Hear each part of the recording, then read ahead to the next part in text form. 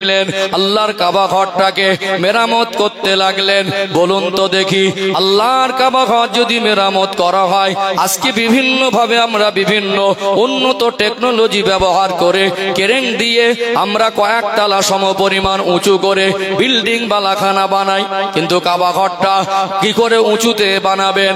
আমার আল্লাহর দয়া, আল্লাহ পাকের করুণা, আল্লাহ পাক জান্নাত থেকে একটা পাথর পাঠিয়েছিলেন। ওই পাথরে ইব্রাহিম আলাইহিস সালাম দাঁড়িয়ে গেলে আল্লাহর কুদরতি ক্ষমতায় পাথরটা এমনি উঁচু হতে থাকতো। জোরে বলুন সুবহানাল্লাহ। আবার মালামাল শেষ হয়ে গেলে নিচে নেমে আসতো, আমার উপরে উঠতো। ওটা লিফটের মতো কাজ করেছে। যতটা আল্লাহর কুদরতি ক্ষমতা উঠেছিল, অতটা পরিমাণ আল্লাহর কাবা ঘরকে উঁচু করা হয়েছিল। ও ভাইরা বাবাজিরা, ওই পাথরটাতে, যে পাথরে দাঁড়িয়ে দাঁড়িয়ে আল্লাহর কাবা ঘর মেরামত করেছিলেন, ওই পাথরে আমার আল্লাহ দয়াময় কুদরতি ক্ষমতায় আমার আল্লাহ ওই জান্নাতি পাথর মাকাম ইব্রাহিম আলাইহিস সালামের দুটা কদম মোবারকের ছাপ উঠিয়ে দিয়েছে। আজকে বিজ্ঞান অবাক হয়ে যাবে। একটা মানুষ পাথর উপরে দাঁড়ালে কি পাথর খেয়ে বা গর্ত হয়ে পাথরে কি পায়ের ছাপ পড়তে পারে? পায়ের ছাপ পড়তে পারে না। এই মাকাম ইব্রাহিম দেখবেন কাবা ঘর সংলগ্ন একদম সোনালী পাত দিয়ে সুন্দর করে ঘেরা আছে, মাকাম ইব্রাহিম বলে। গুগলে সার্চ করলে ছবি পাবেন, ইউটিউবে সার্চ করলে ভিডিও পাবেন। মাকাম ইব্রাহিম, ওই ইব্রাহিম আলাইহিস সালামের কদম মোবারকের ছাপটা আজও পর্যন্ত নিজে চোখে দেখা যায়। জোরে বলুন। আর একটা পাথর আল্লাহর কাবা ঘরের দেয়ালের কোণে, ওটা জান্নাতি পাথর। ওই পাথরটা হলো হাজরে আসওয়াদ। এটাকে কালো পাথর নামে অনেকে চেনেন, তবে কিতাবের বর্ণনা এসেছে এই পাথর দুটো থেকে আল্লাহ পাক, জান্নাতি পাথর তো নূরের জ্যোতি ছটাক বার করতেন। একসময় প্রচন্ড জ্যোতি বের হতো, আস্তে আস্তে আল্লাহ পাক তিনি ভালো জানেন এটাকে নিস্তেজ করে দিলেন। জ্যোতিটা এখন আর নেই। ও ভাইজানেরা, সোনার মানিক যুবকেরা, আব্বারা মায়েরা, যেহেতু জান্নাতি পাথর এই হাজরে আসওয়াদ পাথরে চুমা দিলে আল্লাহ দয়াময় বান্দা বান্দি যারা বান্দার হক নষ্ট করেছে, বান্দার হক নষ্টর গুনাহ ব্যতীত ওই বান্দা জীবনের সমস্ত গুনাহগুলিকে আমার আল্লাহ, ওই বান্দি জীবনের সমস্ত গুনাহগুলিকে আমার আল্লাহ ক্ষমা করে দেয়। এই জান্নাতি পাথর আল্লাহর কাবা ঘরের দেওয়ালের কোণে। তো আল্লাহ নবীর বয়স তখন 35 বছর। এমন সময় মক্কার কুরাইশরা তারা সিদ্ধান্ত নিল এই কাবা ঘরটাকে সংস্কার করা দরকার। আমার রাসূলুল্লাহ তিনিও তো মক্কায় জন্মগ্রহণ করেছেন, মক্কার জমিনে তাশরীফ এনেছেন।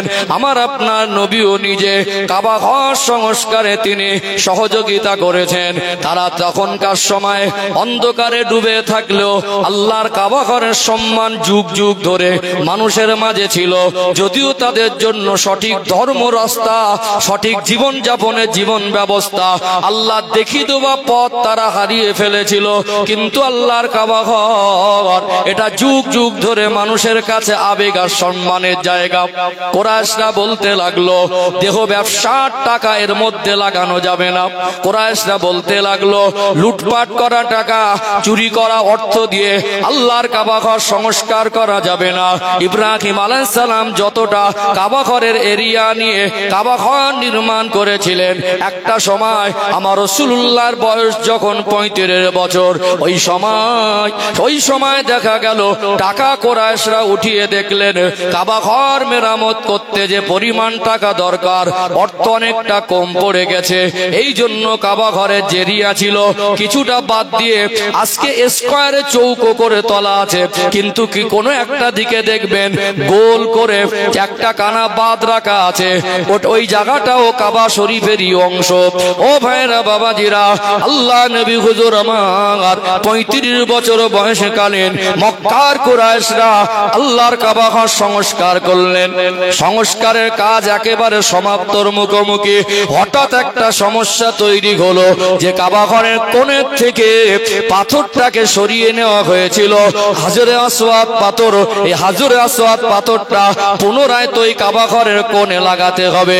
এমন সময় মক্কার প্রত্যেকটা গোত্রের মানুষেরা যে যার জায়গা থেকে দাবি করলো এই হাজরে আসওয়াদ জান্নাতি পাথর, এটা আমার গোত্রের যিনি দায়িত্ববান মানুষ, আমার গোত্রের যিনি নেতা, তিনি ওই পাথরটা আল্লাহর কাবা ঘরের দেয়ালে লাগাবেন। আর এক গোত্র বলতে লাগলো না না, আমার গোত্রের নেতা লাগাবে। গোটা মক্কার জমিনে একটা অশান্ত পরিবেশ তৈরি হয়ে গেল, একটা অশান্তির পরিবেশ তৈরি হয়ে গেল। আল্লাহর কাবা ঘরে ওই জান্নাতি পাথরটা কে হাতে করে কোণে লাগিয়ে দেবেন? তখনকার সময় মক্কার মানুষের চিন্তা ধারণা ছিল, যদি ওই জান্নাতি পাথরটা আমার গোত্রের নেতা তিনি যদি লাগাতে পারেন তাহলে সম্মান বেড়ে যাবে। এটা জেদাজেদির জায়গা তৈরি হলো। কিসের জায়গা? জেদের জায়গা তৈরি হলো। এমন একটা পরিবেশ তৈরি হলো, তলোয়ার নিয়ে, ধনুক নিয়ে, তীর নিয়ে একে অপরের রোকারোকি করছে। কেউ জোর করে একা গিয়ে লাগাতেও পারছে না, সব ঝাঁপিয়ে পড়বে। আবার সমাধানটাও হচ্ছে না, কে সমাধান করবে? একটা যুদ্ধ লাগে লাগে এরকম একটা পরিস্থিতি। জাহিলিয়াতের যুগে যখন গৃহ যুদ্ধ বেঁধে যেত, কয়েক বছর ধরে চলতে থাকতো। আল্লাহর কাবা ঘরের মতো একটা পবিত্র ঘর সংস্কার করার পরে জান্নাতি পাথর লাগানোকে কেন্দ্র করে মানুষ একটা দুশ্চিন্তার মধ্যে পড়ে গেল। এটা একটা দুশ্চিন্তা না? যুদ্ধ যদি বেঁধে যায় তো ক্ষতি হবে। আল্লাহর নবীর বয়স 35 বছর। মক্কার জমিনে উত্তপ্ত পরিবেশ, অশান্ত হয়ে উঠেছে। যুদ্ধ বেঁধে যায় অবস্থা। গোত্র যুদ্ধ, কবিলা যুদ্ধ বেঁধে গেলে লম্বা সময় ধরে চলতে থাকতো। বহু মানুষ মারা যেত। নিজেদের ভিতরে নিজেরা শত্রুতা করে, লড়াই করে ক্ষতিগ্রস্ত হয়ে যাবে। নবী আমার চিন্তার মধ্যে পড়ে গেলেন। এমন সময় মক্কার মধ্যে একজন মুরব্বী মানুষ বলে উঠলেন, আমরা নিজেরা যদি আল্লাহর কাবা ঘর মেরামত করতে গিয়ে ঝগড়া মারামারিতে লিপ্ত হই, এটা বোকামি আর ভুল হবে। সবাই মাথা ঠান্ডা করেন, কাল সকাল বেলা আল্লাহর কাবা ঘরে যিনি সর্বপ্রথম আসবেন, সমাধান করার দায়িত্বটা তার কাছে দিয়ে দেওয়া হবে। সকাল হয়ে গেল, মানুষের অপেক্ষা করতে লাগলেন। আজকে আল্লাহর কাবা ঘরে সর্বপ্রথম কে এসে হাজিরা দেয়? সকাল সকাল কে আসবেন? কে এমন দায়িত্ব নেবেন? গোটা গোত্রের ব্যাপার যে যার জায়গা থেকে জেদ ধরে বসে আছে। আমার গোত্রের নেতা এই জান্নাতি পাথরটাকে কাবা ঘরের কোণে লাগাবেন, এমন একজন মানুষ হয়তো আসবেন। তিনি যা সিদ্ধান্ত নেবেন হয়তো পছন্দ নাও হতে পারে, হবে কি হবে না, অশান্ত আরো বেড়ে যেতে পারে।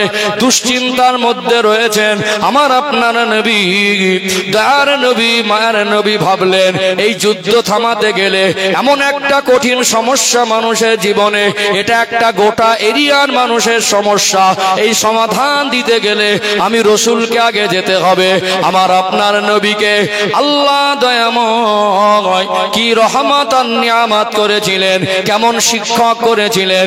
নবী আমার ভাবলেন আমি আগে যাব, সমাধানটা করে দেব। আল্লাহ রসুল হুজুর আমার যখন পরের দিন সকাল বেলা আল্লাহর কাবা ঘরে এসে হাজিরা দিলেন, সকলে খুশি আর আনন্দিত হয়ে গেল। তারা মনে মনে করছিলেন, দুশ্চিন্তা কাজ করছিল, কে আসে আর কে দায়িত্ব নেয়। আল্লাহ নবীকে দেখে তারা আনন্দিত হয়ে বলেছিলেন, আল আমিন এসেছেন, নিশ্চয়ই আজকে সমাধান হয়ে যাবে। আল্লাহ নবী আসলেন, বললেন সমস্যার সমাধানটা করে নিতে হবে। প্রত্যেকটা গোত্রের যারা সরদার মোড়ল ছিল, নেতা ছিল, আল্লাহ নবী গোত্রের মানুষদেরকে ডেকে ডেকে বলতে লাগলেন, ও মক্কার মানুষেরা, তোমাদের গোত্রের যারা সরদার, তোমাদের গোত্রের যিনি লিডার, তোমাদের গোত্রের যিনি নেতা, তোমাদের প্রতিনিধি হিসাবে প্রত্যেকটা গোত্র থেকে একজন করে নেতাকে প্রেরণ করেন। প্রত্যেকটা গোত্রের নেতাকে আমার আপনার নবী, দয়ার নবী, মায়ার নবী হুজুর আমার সবাইকে এক জায়গায় ডাকলেন। সবাই তো নেতা, এদের উপরে নেতৃত্ব দেওয়া তো একটা ব্যাপার। আল্লাহ নবী হুজুর আমার কাছে ছিল চাদর মোবারক, ওই চাদর মোবারকটা বিছিয়ে দিলেন। নূর নবী, দয়ার নবী, মায়ার নবী নূরানি হাত দিয়ে ওই জান্নাতি পাথর হাজরে আসওয়াদটা ওই চাদর উপরে রাখলেন। আর প্রত্যেকটা গোত্রের সরদারকে বলতে লাগলেন, এ গোত্রের নেতারা সবাই মিলে আপনারা চাদরটা ধরেন। বলুন তো, বড় একটা চাদর সবাই মিলে ধরতে পারবে কি পারবে না? দয়ার নবী বললেন, চাদরটা ধরে আপনারা এগিয়ে চলুন। সকলে গিয়ে আল্লাহর কাবা ঘরের কোনায় দাঁড়িয়ে গেলেন। আমার আপনার নবী, দয়ার নবী, মায়ার নবী, রাহমাতাল লিল আলামিন, আমার রাসূল নূরানি হাত দিয়ে ওই পাথরটা উঠিয়ে আল্লাহর কাবা ঘরের দেয়ালের কোণে লাগিয়ে দিয়েছিলেন। জোরে বলেন না, নারে তাকবীর, নারে তাকবীর। ওহ, কি রাহমাতাল লিল আলামিন! পুরো মক্কাবাসী অবাক হয়ে গেল, পুরো গোত্রের নেতারা হতভম্ব হয়ে গেল। আমরা এত নেতা, এত মাতব্বর, এত বুজদার, এত বড় বড় সরদার, আমরা অনেক একটা ক্ষতির মধ্যে পড়ে যাচ্ছিলাম। যে যার জায়গা থেকে জেদ ধরেছিলাম যে এই পাথর আমি লাগাবো, অন্য কেউ যদি লাগায় তো আমার মান সম্মান যাবে, যে লাগাবে তার সম্মান বেড়ে যাবে। সমাধান হলো না। এমনকি তরোয়াল নিয়ে হাজির, বল্লম নিয়ে হাজির, খঞ্জন নিয়ে হাজির, অস্ত্র নিয়ে হাজির, তীর নিয়ে হাজির। বললো, গোত্রের নেতাকে যদি ওখানে পাথর লাগাতে না দেয় তো পাথরটা লাগানোই হবে না, কিন্তু ছোট হব না। জেদ ছিল, গোড়ামি ছিল। কথা বুঝতে পারছেন না? আল্লাহ রসুল অল্প সময়ের মধ্যে সমাধান করে দিলেন। আমার নবীর জীবনের, মানুষ জাতির জীবনের সমাধানগুলো আমার রসুল এত সুষ্ঠুভাবে, এত সহজভাবে মানুষকে শিক্ষা দিয়েছেন। আমার রসুলের আদর্শ থেকে যদি জীবনের সমাধানগুলো আমরা বেছে নিতাম, আমাদের জীবনটা যেটা কঠিন আছে ওটা সহজ হয়ে যেত না? আজকে আমাদের জীবনের সমাধান তো আমরা সুষ্ঠুভাবে নেইনি, ইসলামের আদর্শ অনুযায়ী নেইনি, নবীর শিক্ষা অনুযায়ী নেইনি। আজকে ন্যায় ইনসাফের বিচারটাও চলে যাচ্ছে। এখন সব বিচার হয় কিসে? নোটে। ন্যায় ইনসাফটা নেই। কি নেই? ন্যায় ইনসাফটা নেই। হক কথা বলা মানুষের অভাব হয়ে গেছে। আজকে মানুষ ভাবতে অবাক লাগে, নিজেদের ভিতরে শত্রুতা, দুশ্মনী, নিজেদের ভিতরে একে অপরের প্রতি হিংসা, আজ আমরা জর্জরিত হয়ে গেছি। আল্লাহ আমাদের হেফাজত করেন, সুবুদ্ধি দান করেন, বলেন আল্লাহুম্মা আমিন। জামাগুলো চকচক করলে কি হবে? ভিতরটা তো কুৎসিত। ভালো করে জানে জায়গা কত দূর সীমানা। বাপের বেটা নত হবে না, বুঝতে পারছেন না? নত হবে না। জায়গার দাম যদি টোটাল 30,000 হয়, হাফ শতক তো হবে না। ভিটে বাড়ির জায়গা যদি হাফ শতকের একটু খোলে ঠেলাঠেলি থাকে, ওটা তো হাফ শতক হবে না। মামলা চলে গেছে দুজনে 1.5 লাখ করে, 3 লাখ। আবার বলছে দেখে ছাড়বো, সমাধানটা আর হলো না। তাহলে আমরা কি আমার রসুলের আদর্শকে মেনে নিতে পেরেছি? অথচ লোকটা ভালো করে জানে এটা আমার জায়গা আর ওটা ওর জায়গা, কোথায় সীমানা ভালো করে জানে। আমি নামতে হয়, আর কোর্টে যেতে হয়, আর উকিল ধরতে হয়, আর টাকা খরচা করতে হয়। চৌকে স্কয়ার জায়গা দড়ি ফেললে সমান হয়ে যাবে না? কি বলেন? যখন বেইবাড়ি যায়, সাদা সাদা জামা পরে দেখে মনে হবে সব আল্লাহর ওলি, কিন্তু খবর নিয়ে দেখবেন 2 হাত ঠেলে বসে আছে, দমে না। চরিত্র কাদের? জেদ ধরে বসে থাকা, ইনসাফ হক মেনে না নেওয়া, কাফেরদের চরিত্র, মুশরিকদের চরিত্র, মূর্খদের চরিত্র। আজকে আমরা ডিগ্রি নিয়ে ঘুরলে কি হবে? আজ আমাদের পরিচয় বড় করে ঘুরলে কি হবে? আজ আমরা নেতা সেজে ঘুরলে কি হবে? আমাদের ভিতরে ন্যায় নীতি, আদর্শ আর ইনসাফটা আমরা হারিয়ে ফেলেছি। নিজের আত্মীয়তার সঙ্গে সম্পর্ক বিচ্ছিন্ন করছি।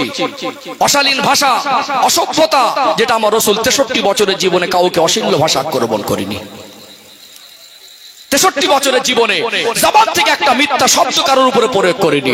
63 বছরের জীবনে আমার রাসূল সর্বকালের, সর্বযুগের সর্বশ্রেষ্ঠ মহামানব, তিনি কোনোদিন মানুষকে ঠকায়নি, কাউকে অপবাদ দেয়নি, কারোর মাল আত্মসাৎ করেনি। আমার রাসূল পৃথিবীর মানুষের জন্য যেমন রহমত, পৃথিবীর মানুষের জন্য তেমনি শিক্ষক। জোরে বলুন। আমার কথায় কষ্ট পাচ্ছেন নাকি? রাগ করছেন? থাক, লাগবে না। একটু ফ্যান হলে ভালো হয়, চায়ের থেকে একটা টেবিল ফ্যান হলে ভালো হয়। আমার আলোচনায় কষ্ট পাচ্ছেন? আচ্ছা বলুন তো, আমি কি আপনাদের দুশমন? আমি যদি আপনাদের দুশমন হতাম, আপনারা আমাকে এখানে বসাতেন? আপনি আমার দুশমন? তাও নয়, এখানে বসতেও আমাদের জীবন সংশোধনের জন্য। আসলে এই জায়গাগুলো যদি আপনি একটা অন্যায় করছেন, আপনার খারাপ লাগছে না, কেউ বললে সেটা খারাপ লাগে, এটা আবার কি হিসাব? আমার কথা মনে বুঝতে পারছেন না? অনুতপ্ত হতে হবে, ব্যথা থাকলে তো টিপলে লাগবে, অনুতপ্ত হতে হবে। শিক্ষার জায়গা, বাবা মারা গেছে, দাদু বেঁচে থাকা অবস্থায় সন্তানটা সাধারণত শরীক পায় না, ঠিক তো নাকি? সাধারণত শরীক পায় না। দাদু যে আপনি বেঁচে আছেন, আপনার তো উচিত অন্তত ইনসাফ করা। ওখানে দাদুর উচিত ইনসাফ করা। ইসলাম ইনসাফের হুকুম দিয়েছে। কি কিসে হুকুম দিয়েছে? অথচ দাদু তাকে ঘুরিয়ে ঘুরিয়ে বলেছে একটা ব্যবস্থা করব করব। ও বুড়ো মানুষ, মানে বড় বুড়ো হয়ে বেঁকে গেল, মনটা সোজা হলো না। চাচাগুলো সব কেউটে সাপের থেকে বিষ বেশি। বাপ যা মাল সম্পদ দিয়েছে, অনেক মাল সম্পদ যা দিয়েছে অনেক দিয়েছে, তারপরেও এক একটা ভাই ভিটে বাড়ি অনেক করে ভাগ পেয়েছে। ওই এতিম ভাইপোটা ঘর বাঁধার জায়গা থেকেও নিঃস্ব করে দিয়েছে। মসজিদে বসে আল্লাহর ওলি সেজে জিকির করছে। কথা বুঝতে পারছেন না? বেইবাড়ি গিয়ে আতর মেখে একেবারে চপচপ করে ঘুরছে, দেখে মনে হবে লোকটা একেবারে আল্লাহর ওলি। কথা বুঝতে পারছেন না? অথচ নিজের এতিম ভাইপোকে ঘর বাঁধার জায়গা থেকে বঞ্চিত করেছে। 2 কাঠা জায়গা দিতে পারতেন, একটা ঘরটা বাদ ভেস্টেড করে দিয়েছে। ভাইপোদের পাত্তা দেয় না। কথা ঠিক বলছি না ভুল বলছি? আমাদের জীবনের এই কঠিন এই আত্মীয়তা সম্পর্ক ছিন্ন করা, নিজের ভিতরে শত্রুতা করা, নিজের ভিতরে ভুল বোঝাবুঝি করা, এই কঠিন যে বাস্তবতা আমরা যেটা পরিলক্ষিত দেখছি আজকে আমাদের সমাজে, আমরা যেগুলো আমাদের নজরে পড়ছে, যেগুলো আমরা দেখছি পরিলক্ষিত হচ্ছে, এটা অত্যন্ত দুঃখজনক। আমরা ইনসাফের পথ থেকে সরে গেছি, হকের পথ থেকে সরে গেছি, ন্যায়ের পথ থেকে সরে গেছি। এখন ক্ষমতার জোর, টাকার জোর, গায়ের জোর, এইসব চলছে। বাবজিরা ভাইরা, এই জমিনে শান্তি পেতে গেলে আমাদেরকে হকের পথে ফিরে আসতে হবে, ন্যায়ের পথে ফিরে আসতে হবে, ইসলামের পথে প্রতিষ্ঠিত হতে হবে, আল্লাহকে ভয় করতে হবে, রসুলের আদর্শ বুকে নিতে হবে, অন্তরে সর্বাপেক্ষা নবীকে ভালোবাসতে হবে। এই জীবনটা কুড়ে ঘরে থেকেও শান্তি অনুভব হবে। জোরে বলুন। কষ্ট পাচ্ছেন নাকি? অসুবিধা হচ্ছে? চলুন আরেকটা পর্ব তুলে ধরি। এই যে সমাধানটা সবসময় আমাদের রসুলের কাছ থেকেই নিতে হবে। কথা ঠিক না বেঠিক? আরেকটা পর্ব তুলে ধরি, আরেকটু পরিষ্কার হবে ইনশাআল্লাহ। ও ভাইজানেরা, মেদিনীপুর জেলার সোনার মানিক যুবকেরা, আব্বার মায়েরা, দয়ার নবী মায়ার নবী রহমাতুল লিল আলামিন, আমার রসুলকে আমার আল্লাহ কেমন জ্ঞানে জ্ঞানান্বিত করেছিলেন, কেমন গুণে গুণান্বিত করেছিলেন। আজকে আপনি মানুষ, আপনার জীবনে যখন সমস্যা আসে, সমাধান খোঁজার জন্য ব্যতিব্যস্ত হয়ে যান, কিন্তু খুঁজে খুঁজে পেরেশান হয়ে যান। মনে রাখতে হবে, আপনার জীবনের সমস্যা সমাধান যদি নির্মূল করতে চান, ইসলামের মধ্যে খুঁজে দেখুন, রাসূলুল্লাহর আদর্শের মধ্যে খুঁজে দেখুন। আমার নবীকে আল্লাহ পাক পৃথিবীর মানুষকে যেন নেতা বলে মানতে অসুবিধা না হয়, আমার নবীকে নিয়ে যারা স্টাডি করবে, গবেষণা করবে, পড়াশোনা করবে, আমার রাসূলুল্লাহর আদর্শ যারা নিয়ে একটু রিসার্চ করবে, আমার নবীর প্রেমে পড়ে যাবে। এটাই হলো স্বাভাবিক। দুনিয়াতে আমরা মানুষ, আমাদের জ্ঞান আর নবীর জ্ঞান এক নয়, আমাদের সাধারণ জ্ঞান। আল্লাহ দয়াময়, আমার আপনার নবী, দয়ার নবীকে আমার আল্লাহ ওহির জ্ঞান দান করেছেন। জোরে বলুন সুবহানাল্লাহ। আমার রসুলের মতো জ্ঞানী কিয়ামত পর্যন্ত দুনিয়ায় কেউ জন্ম নেবে না। আপনারা পৌরসভা এলাকার মানুষ, এখানে জাতি ধর্ম বর্ণ নির্বিশেষে সর্বধর্মাবলম্বী বসবাস করে, এটা ভারতবর্ষের একটা ঐতিহ্য। তবে আপনার ধর্ম আপনার কাছে, আমারটা আমার কাছে। ধর্ম তার পার্সোনাল ম্যাটার, ধর্ম তার ব্যক্তি স্বাধীনতা। ভাই ভাইয়ের মতো মিলেমিশে থাকা দরকার আছে না নেই? আপনার ধর্মের নীতি আদর্শ আপনি আপনার ভাইদেরকে শেখান, সেটা আপনার পার্সোনাল ব্যাপার। আমার রাসূলুল্লাহর আদর্শ, আমার রাসূলুল্লাহর শান, আমার রাসূলুল্লাহর মান, আমার রাসূলুল্লাহর সম্মান, আমার নবীর জীবনের বৈশিষ্ট্য আমাদের বলার অধিকার আছে না নেই? আছে না নেই? তবে আজকে চরম উন্নতির যুগ, যুব সমাজকে একটু দৃষ্টি আকর্ষণ করছি। আজকে মোবাইল আবিষ্কার হলো, কম্পিউটার আবিষ্কার হলো, ইন্টারনেট আবিষ্কার হলো, স্যাটেলাইট আবিষ্কার হলো। আজকে মানুষ চাঁদে আর মঙ্গল গ্রহে যাচ্ছে। আজকে চিকিৎসা বিজ্ঞান অনেক উন্নত। আজকে দিনে দেখা যায় মানুষের মধ্যে, আজকে দিনে দেখছি টেকনোলজির ব্যবহার হচ্ছে। হচ্ছে, অবাক হয়ে যাবেন চিকিৎসা বিজ্ঞান কতটা উন্নত। একটা মানুষের হার্ট নিয়ে আর একটা মানুষের হার্টের জায়গায় লাগাচ্ছে, একটা মানুষের কিডনি নিয়ে আর একটা মানুষের কিডনিতে লাগিয়ে দিচ্ছে। কিডনি পরিবর্তন হচ্ছে না, হয় না? চোখ পরিবর্তন হচ্ছে, micro surgery, plastic surgery, open surgery হচ্ছে। তবে আল্লাহ পাক আমার রাসূলকে যে শিক্ষক বানিয়েছেন, আমার নবীর থেকে বড় ডক্টর পৃথিবীতে কেউ হবে না, আমার নবীর থেকে বড় বিচক্ষণী পৃথিবীতে কেউ হবে না, আমার নবীর থেকে বড় জ্ঞানী পৃথিবীতে কেউ হবে না, আমার নবীর থেকে বড় বৈজ্ঞানিক দার্শনিক পৃথিবীতে কেউ হবে না। আমার নবীর জীবনের মতো পবিত্র জীবন আর কারোর হবে না। আল্লাহ দয়াময় আমার আপনার নবীর চরিত্রের সার্টিফিকেট দিলেন, ওয়া ইন্নাকা লাআলা খুলুকিন আযীম। আমি আমার হাবিবের চরিত্রকে মহান চরিত্র করেছি।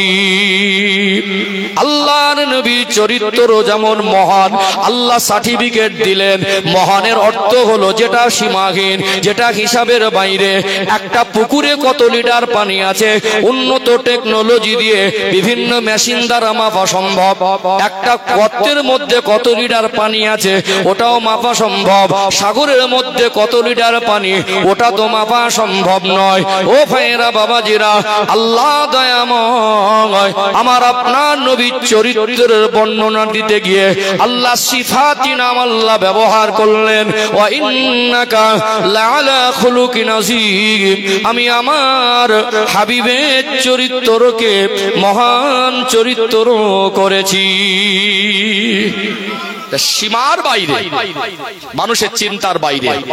অর্থাৎ এখানে আমি কয়েকটা কথা বলেছি, কিন্তু মানুষ ভাববে আমার নবী পৃথিবীর সেরা ডক্টর, আমার নবী পৃথিবীর সেরা মাস্টার, আমার নবী পৃথিবীর সেরা জ্ঞানী, আমার নবী পৃথিবীর সেরা গুণী, আমার নবী সৃষ্টির মধ্যে সেরা, আমার রাসূল পৃথিবীর সেরা বৈজ্ঞানিক। বিজ্ঞানের আবিষ্কার দেখে আপনার অবাক হওয়ার কি আছে? আপনি আজকে বিজ্ঞানের আবিষ্কার থেকে অবাক হচ্ছেন, চিকিৎসা বিজ্ঞানের আজকে সফলতা দেখে অবাক হচ্ছেন। আল্লাহ রাসূল জীবনী পড়ে দেখুন, তার থেকে 70 গুণ অবাক আজ থেকে 1400 বছর হওয়ার মতো তথ্য আমার রাসূল দিকে গেছেন। কথা ঠিক না ঠিক? মুখে বলা আর এটাকে বাস্তবে প্রমাণ করা দরকার আছে না নেই? আমি যদি বলি আমার নবী পৃথিবীর সেরা বৈজ্ঞানিক, আজকে দিনে যারা জেনারেল শিক্ষিত ওদের কাছে খটকা লাগবে, আবার বলে কি? বুঝতে পারছেন না? বুঝতে পারছেন না? এখানে কয়েকটা তথ্য তুলে ধরি, একটু অবাক হয়ে যাবেন কেমন বৈজ্ঞানিক ছিলেন। একটু তথ্য তুলে ধরা দরকার আছে না নেই? আমরা নবীকে নেতা বলে কেন মানবো না? আল্লাহ সেই যোগ্যতা দিয়েছেন, আর আপনি মানলেও আপনার কপাল, না মানলেন তো আপনি জাহান্নামে যাবেন। কথা বুঝতে পারছেন না? আপনার জন্য সেরা শিক্ষক, সেরা রহমত, শ্রেষ্ঠ নিয়ামত আল্লাহ দিলেন। আপনি না মানলে আপনার জীবন দুনিয়া অশান্ত, কবরে বিপদ, আর আখিরাতেও মুসিবত। পৃথিবীতে বিজ্ঞানের আবিষ্কার দেখে অবাক হওয়ার কিছু নেই, আরো কিছু হতে পারে, আরো কিছু হতে পারে।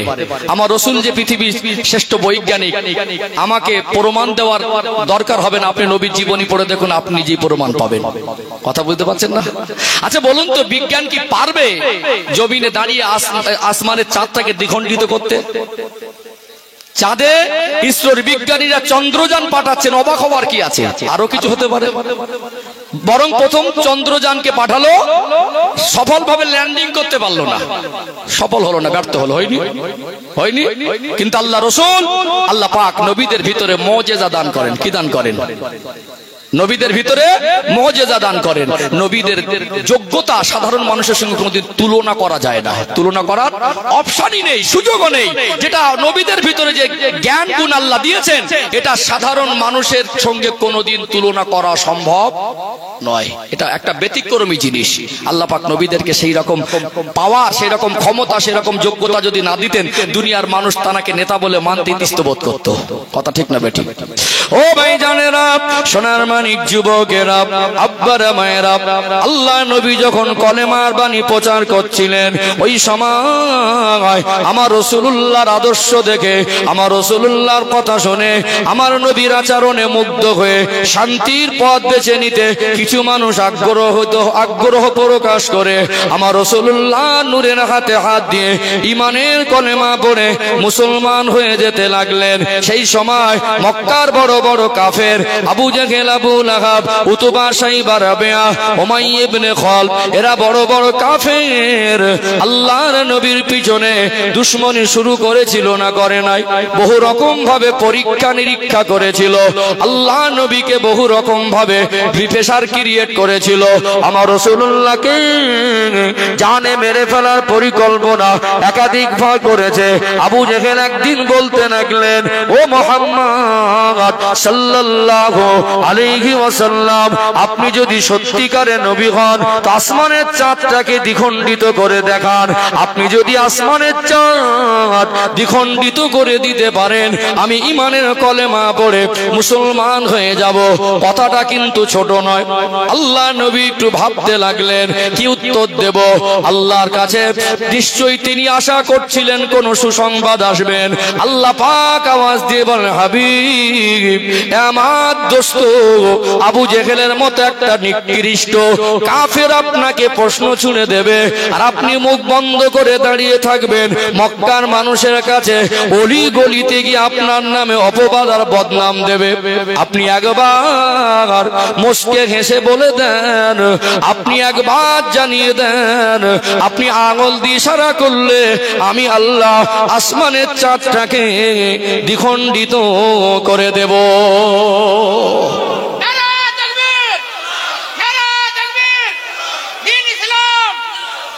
সম্মানিত ভাইরা, আবু জেহেল বলল, বলে কি? প্রথম ঘাবড়ে গেল।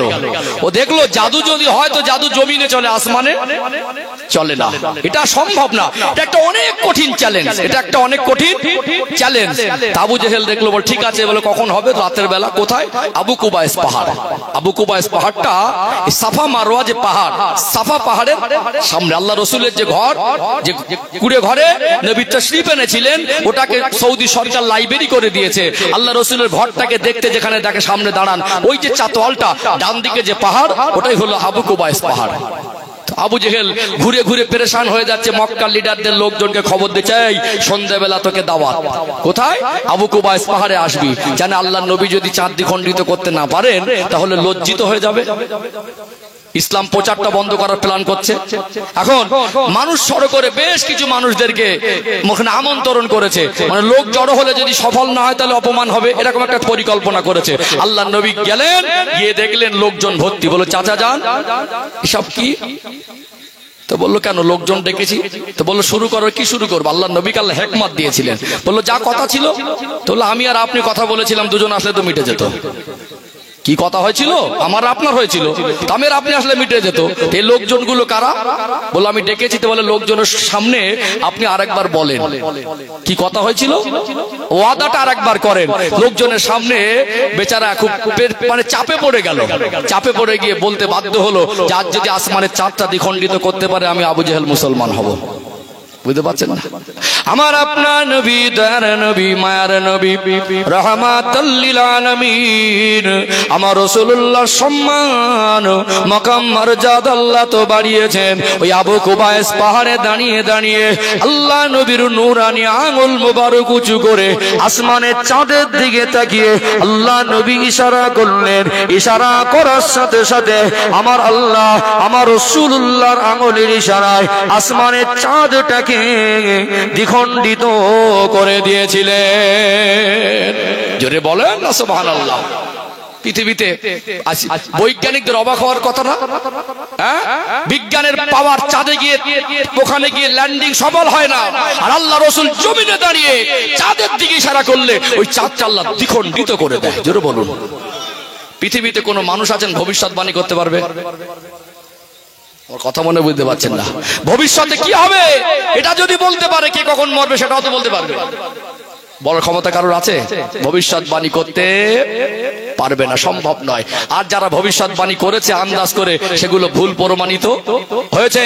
দুনিয়ার গবেষক এক সময় গবেষণা করে বলেছে মাদক থেকে মানুষ। কোথায় গেল তোমার গবেষকের দেওয়া তথ্য? পরের জেনারেশনের যারা গবেষক হয়েছে তারা বলছে মাদক থেকে মানুষ সম্ভব না, তথ্যটা ভুল ছিল। তুমি দুনিয়ায় যাদেরকে প্রাধান্য দিচ্ছ, আজ যদি আবিষ্কার করে, এই আবিষ্কারকে আমরা সম্মানের চোখে দেখি। আজ যারা বর্তমান টেকনোলজি টেকনোলজি উপহার দিয়েছে, অবশ্যই তাদের যোগ্যতাকে সাধুবাদ দেই, কিন্তু আমার নবীর থেকে বেশি যোগ্যতা সম্পন্ন আল্লাহ পৃথিবীর কাউকে আর করবেন না। কিয়ামত পর্যন্ত নবীর থেকে যোগ্যতা সম্পন্ন মানুষ পৃথিবীতে আল্লাহ পাঠাবেন না। আমার নবীর যোগ্যতার উপরে কিয়ামত পর্যন্ত উম্মতের কোনো যোগ্যতা বেশি হতে পারে না। সম্মানিত ভাইরা, আজকে অবাক হয়ে যাচ্ছেন মানুষ আমার রাসূলের জীবনী রিসার্চ করে গবেষণা করে যে নবী 63 বছরের জীবনে যা বলেছেন, তারা জবানে পবিত্র জবান থেকে যে শব্দগুলো বের হয়েছে, প্রত্যেকটা শব্দ, প্রত্যেকটা সেন্টেন্স, প্রত্যেকটা বাক্য, প্রত্যেকটা ওয়ার্ড, প্রত্যেকটা লাইন, প্রত্যেকটা কথা একদম রিসার্চ করে প্রত্যেকটা কথা মেলাচ্ছে যে নবীর একটা কথা অনর্থক না, অর্থহীন না, বেকার নয়, মিথ্যা নয়, তিল তিল, চুলে চুলে, ইঞ্চিতে ইঞ্চিতে মিলে যাচ্ছে। আল্লাহ নবী সাল্লাল্লাহু আলাইহি সাল্লামকে সাহাবারা জিজ্ঞাসা করলেন, ইয়া রাসূলুল্লাহ, কিয়ামত কবে হবে? এই পৃথিবী কবে ধ্বংস হবে? সর্বকালের সর্বযুগের সর্বশ্রেষ্ঠ মহামানব আমার রাসূল সেদিন বলেছিলেন, পৃথিবী একদিন ধ্বংস হবেই হবে। এ খবর আল্লাহ কাউকেই জানাননি, বরং আমি রাসূলকে আল্লাহ খবর দেননি, আল্লাহ ছাড়া আর কেউ জানেন না। তবে আমি রাসূলকে আল্লাহ কিছু আগাম সংবাদ জানিয়েছেন কিয়ামতের আলামত সম্পর্কে, যে ভবিষ্যৎবাণীগুলো আমার রাসূল করেছেন, সেই ভবিষ্যৎবাণী আজ একটা একটা অঙ্কে অঙ্কে মিলছে না, মেলে না। আর যে কটা বাকি আছে অবশ্যই মিলবে, আপনি বিশ্বাস করলেও মিলবে, আর বিশ্বাস না করলেও মিলবে। আমার কথা কি বুঝতে পারছেন? আমার কথা কি বুঝতে পারছেন? আমার রাসূল পৃথিবীর সেরা বৈজ্ঞানিক ছিলেন না? ছিলেন না? ও ভাইজানেরা, সোনার মানিক যুবকেরা, আব্বারা মায়েরা, দুনিয়ার বিজ্ঞানের দৌড়টা মঙ্গল গ্রহ চাঁদ পর্যন্ত যেতে পারে, 7 আসমান পর্যন্ত পৌঁছাতে পারবে না। আল্লাহ দয়াময় আমার আপনার নবী, তার নবী, মায়ার নবীকে আমার আল্লাহ জান্নাতি বাহন পাঠিয়ে, বোরাক নামক বাহন পাঠিয়ে, ওই বোরাকের উপর সওয়ার করে আমার আপনার নবীকে আমার আল্লাহ সম্মান আর তাজিমের সঙ্গে আল্লাহর দরবারের মেহমান হিসাবে আল্লাহ পাক নিয়ে যাওয়ার জন্য দুজনা ফেরেশতা পাঠিয়ে আমার আল্লাহ আমার রাসূলকে এক এক করে 7টা আসমান ভ্রমণ করিয়েছেন। আরশে আজিম লা মাকান 70,000 নূরের পর্দা সরিয়ে সরাসরি আমার আল্লাহ আমার রাসূলুল্লাহকে দিদার দিয়েছে। দুনিয়ায় আমরা মানুষ, এক আসমান থেকে আর এক আসমানের দূরত্ব দুনিয়ার মানুষের 500 বছরের সমান রাস্তা। কত বছর? কত বছর? বাঁচবেন ক বছর? বাঁচবেন ক বছর? একটা আসমান টপ করার ক্ষমতা নেই। আল্লাহ রাসূলকে আল্লাহ 7 আসমানের জ্ঞান দিয়েছেন এমন নয়, সচক্ষে দেখিয়েছেন। জোরে বলুন, জান্নাত জাহান্নাম সচক্ষে দেখিয়েছেন। আমার রাসূলের 63 বছরের জীবনের একটা শব্দ আজ পর্যন্ত মিথ্যা প্রমাণ করতে পারিনি। কি মনে হয় আমার রাসূল সেরা বৈজ্ঞানিক না? চলুন, রাসূল সেরা ডক্টর ছিল, কয়েকটা কথা প্রমাণ করে দেয় ইনশাআল্লাহ। কিন্তু আমরা সেই নবীর প্রেমে পড়তে পারলাম না, সেই নবীর আদর্শে আদর্শিত হতে পারলাম না, সেই নবীর দেখে যাওয়া শিক্ষা সুন্নত তরিকা আমরা জীবনটাকে সাজাতে পারলাম না। এটা আমাদের জীবনের সবথেকে বড় ব্যর্থতা, এটা আমাদের জীবনের সবথেকে বড় ব্যর্থতা। এই মনুষ্য জাতির জীবনে যদি আল্লাহ এবং রাসূলের সঙ্গে সম্পর্ক শুদ্ধ না হয়, ওই জীবনটা ব্যর্থ জীবন, ওই জীবনটা ব্যর্থ জীবন। ও ভাইজানেরা, সোনার মানিক যুবকেরা, আব্বারা মায়েরা, নবী আমার তিনি পৃথিবীর সেরা ডক্টর ছিলেন। আজকে আপনাদের অনেকের যারা জেনারেল শিক্ষিত মানুষ, তাদের কাছে মনে হবে কি করে সেরা ডাক্তার ছিলেন। আল্লাহ নবী হুজুর আমার চিকিৎসা সম্পর্কে যে তথ্য দিয়েছেন, আজকে চিকিৎসা বিজ্ঞান অবাক হয়ে যাচ্ছে। তিনি স্কুল কলেজ ইউনিভার্সিটিতে পড়েনি, দুনিয়ার কোন স্কুলে শিক্ষালয় বিদ্যালয়ে যায় নাই, তিনি এত নিখুঁত ভাবে তথ্য দিয়েছেন। এটা সাধারণ জ্ঞান নয়, এটা আল্লাহ প্রদত্ত ওহীর জ্ঞান। আর তিনি যে নবী ছিলেন এতে সন্দেহের অবকাশ নেই। আল্লাহর নবী হুজুর আমার সাহাবাদেরকে শিক্ষা দিলেন। আল্লাহ নবীর কাছে একজন সাহাবী এসে বললেন, ইয়া রাসূলুল্লাহ, হাবিবাল্লাহ, একটা পাত্রে যদি কুকুরে মুখ দেয়, ওই পাত্রটা কিভাবে ধৌত করব? কিছু জীবাণু ব্যাকটেরিয়া যেটা খালি চোখে দেখা যায় না। আজকে চিকিৎসা বিজ্ঞানের আবিষ্কৃত মেশিন একটা ছোট বস্তুকে 200-500 গুণ জুম করে বড় করে দেখা যায়। ডক্টর ডক্টরের কাছে জ্বর হলে গেলে ব্লাড টেস্ট লিখে দেয়, সেখানে ব্লাড টেস্ট করে ডক্টররা সেখান থেকে রিপোর্ট বার করে জীবাণুটা যে ব্লাডের মধ্যে রক্তের মধ্যে পাওয়া যায় ওটা ম্যালেরিয়া, ওটা ওই ডেঙ্গু না, ওটা টাইফয়েডের জীবাণু। আজ থেকে 1400 বছর আগে যখন চিকিৎসা বিজ্ঞানের বাপদাদা 14 পুরুষের জন্ম হয়নি, ছোট ছোট জীবাণুগুলোকে খালি চোখে দেখাও সম্ভব না, জীবাণু কিরকম প্রকৃতির হয় মানুষ তখনও জানতো না।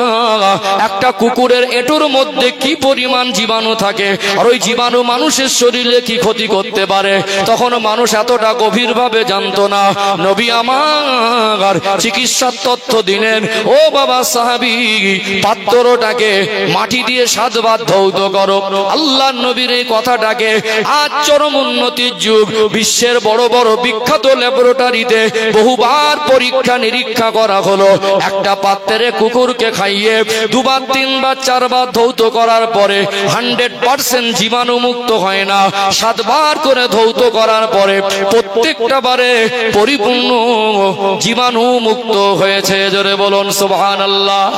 আজকে চিকিৎসা বিজ্ঞান অবাক হয়ে যাচ্ছেন, জানার দুনিয়ায় কোনো শিক্ষক নেই, তিনি এত নিখুঁত ভাবে আজ থেকে 1400 বছর আগে তিনি যে এই চিকিৎসার তথ্য দিয়েছেন।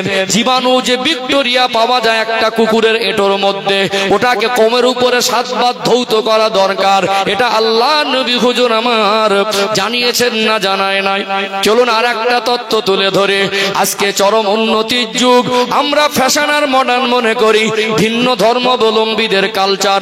একটা নাটকে একটা সিন দেখলেন, একটা সিনেমা একটা সিন দেখলেন, সেখানে ভদ্রলোকেরা চেয়ার টেবিলে খায়, আমরাও চেয়ার টেবিলে খাওয়া শুরু করেছি না?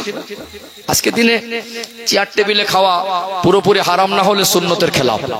খেতে পারেন কিন্তু অসুস্থ মানুষকে চেয়ারে খাচ্ছেন, কিন্তু সুন্নতি খাওয়ার একটা বরকত আছে না নেই? একটু হাগুদান, বরকত আছে না? আল্লাহ নবী হুজুর আমার যেভাবে খেয়েছেন, আমার রাসূলুল্লাহর খাওয়ার মতো সুন্নাত তরিকায় খেতে হবে। আল্লাহর নবী হুজুর আমার সাহাবাদেরকে শিক্ষা দিলেন, ও বাবা সাহাবীরা, খাদ্য খাওয়ার পরে পাত্রটাকে চেটে পরিষ্কার করে খাবে, হাতের আঙুলগুলো চেটে পরিষ্কার করে খাবে। 2015 সালের পরে পৃথিবীর মানুষ যখন একটু বেশি উন্নত হয়ে গেল, এখন একদল শিক্ষিত মানুষ যারা রাসূলুল্লাহ সুন্নাত পালন করে তাদের দেখে বলল, ভদ্রলোক আবার থালা চেটে খায়। টিটকারি, ভদ্রলোক আবার থালা চেটে খায় বলতে লাগলো কি? ভদ্রলোক থালা চেটে খায় বলতে পারছে যে ভাত নষ্ট করা, খাবার নষ্ট করা ফ্যাশন। চেটে খাবো কেন? এটা অভদ্রতা। এটা দুনিয়ার কোন নেতার অনুসরণ করছেন, দুনিয়ার কোন সাধারণ মানুষের থেকে শিখে নিয়ে শ্রেষ্ঠ শিক্ষককে আপনি অপমান করছেন। আজকে গ্যাসের বড়ি না খেলে হজম হয় না, বুঝতে পারছেন না? আজকে পায়খানায় বসলে পায়খানা ক্লিয়ার হয় না, বুঝতে পারছেন না? আজকে লিভার ডাউন হয়ে যাচ্ছে, আজকে কি হচ্ছে? লিভার, কিডনি ড্যামেজ হয়ে যাচ্ছে, হচ্ছে না? বিভিন্ন রকম রোগে আক্রান্ত হচ্ছে না? ফ্যাশন দেখাচ্ছেন। আজ থেকে 1400 বছর আগে আমার রাসূল পৃথিবীর মানুষ কি খেলে, কতটা পরিমাণ খেলে, কোন খাদ্য খেলে সুস্থ থাকবেন, সেই শিক্ষা আমার রাসূল তার আদর্শ থেকে দিয়ে গেছেন। জোরে বলুন, জোরে বলবেন না?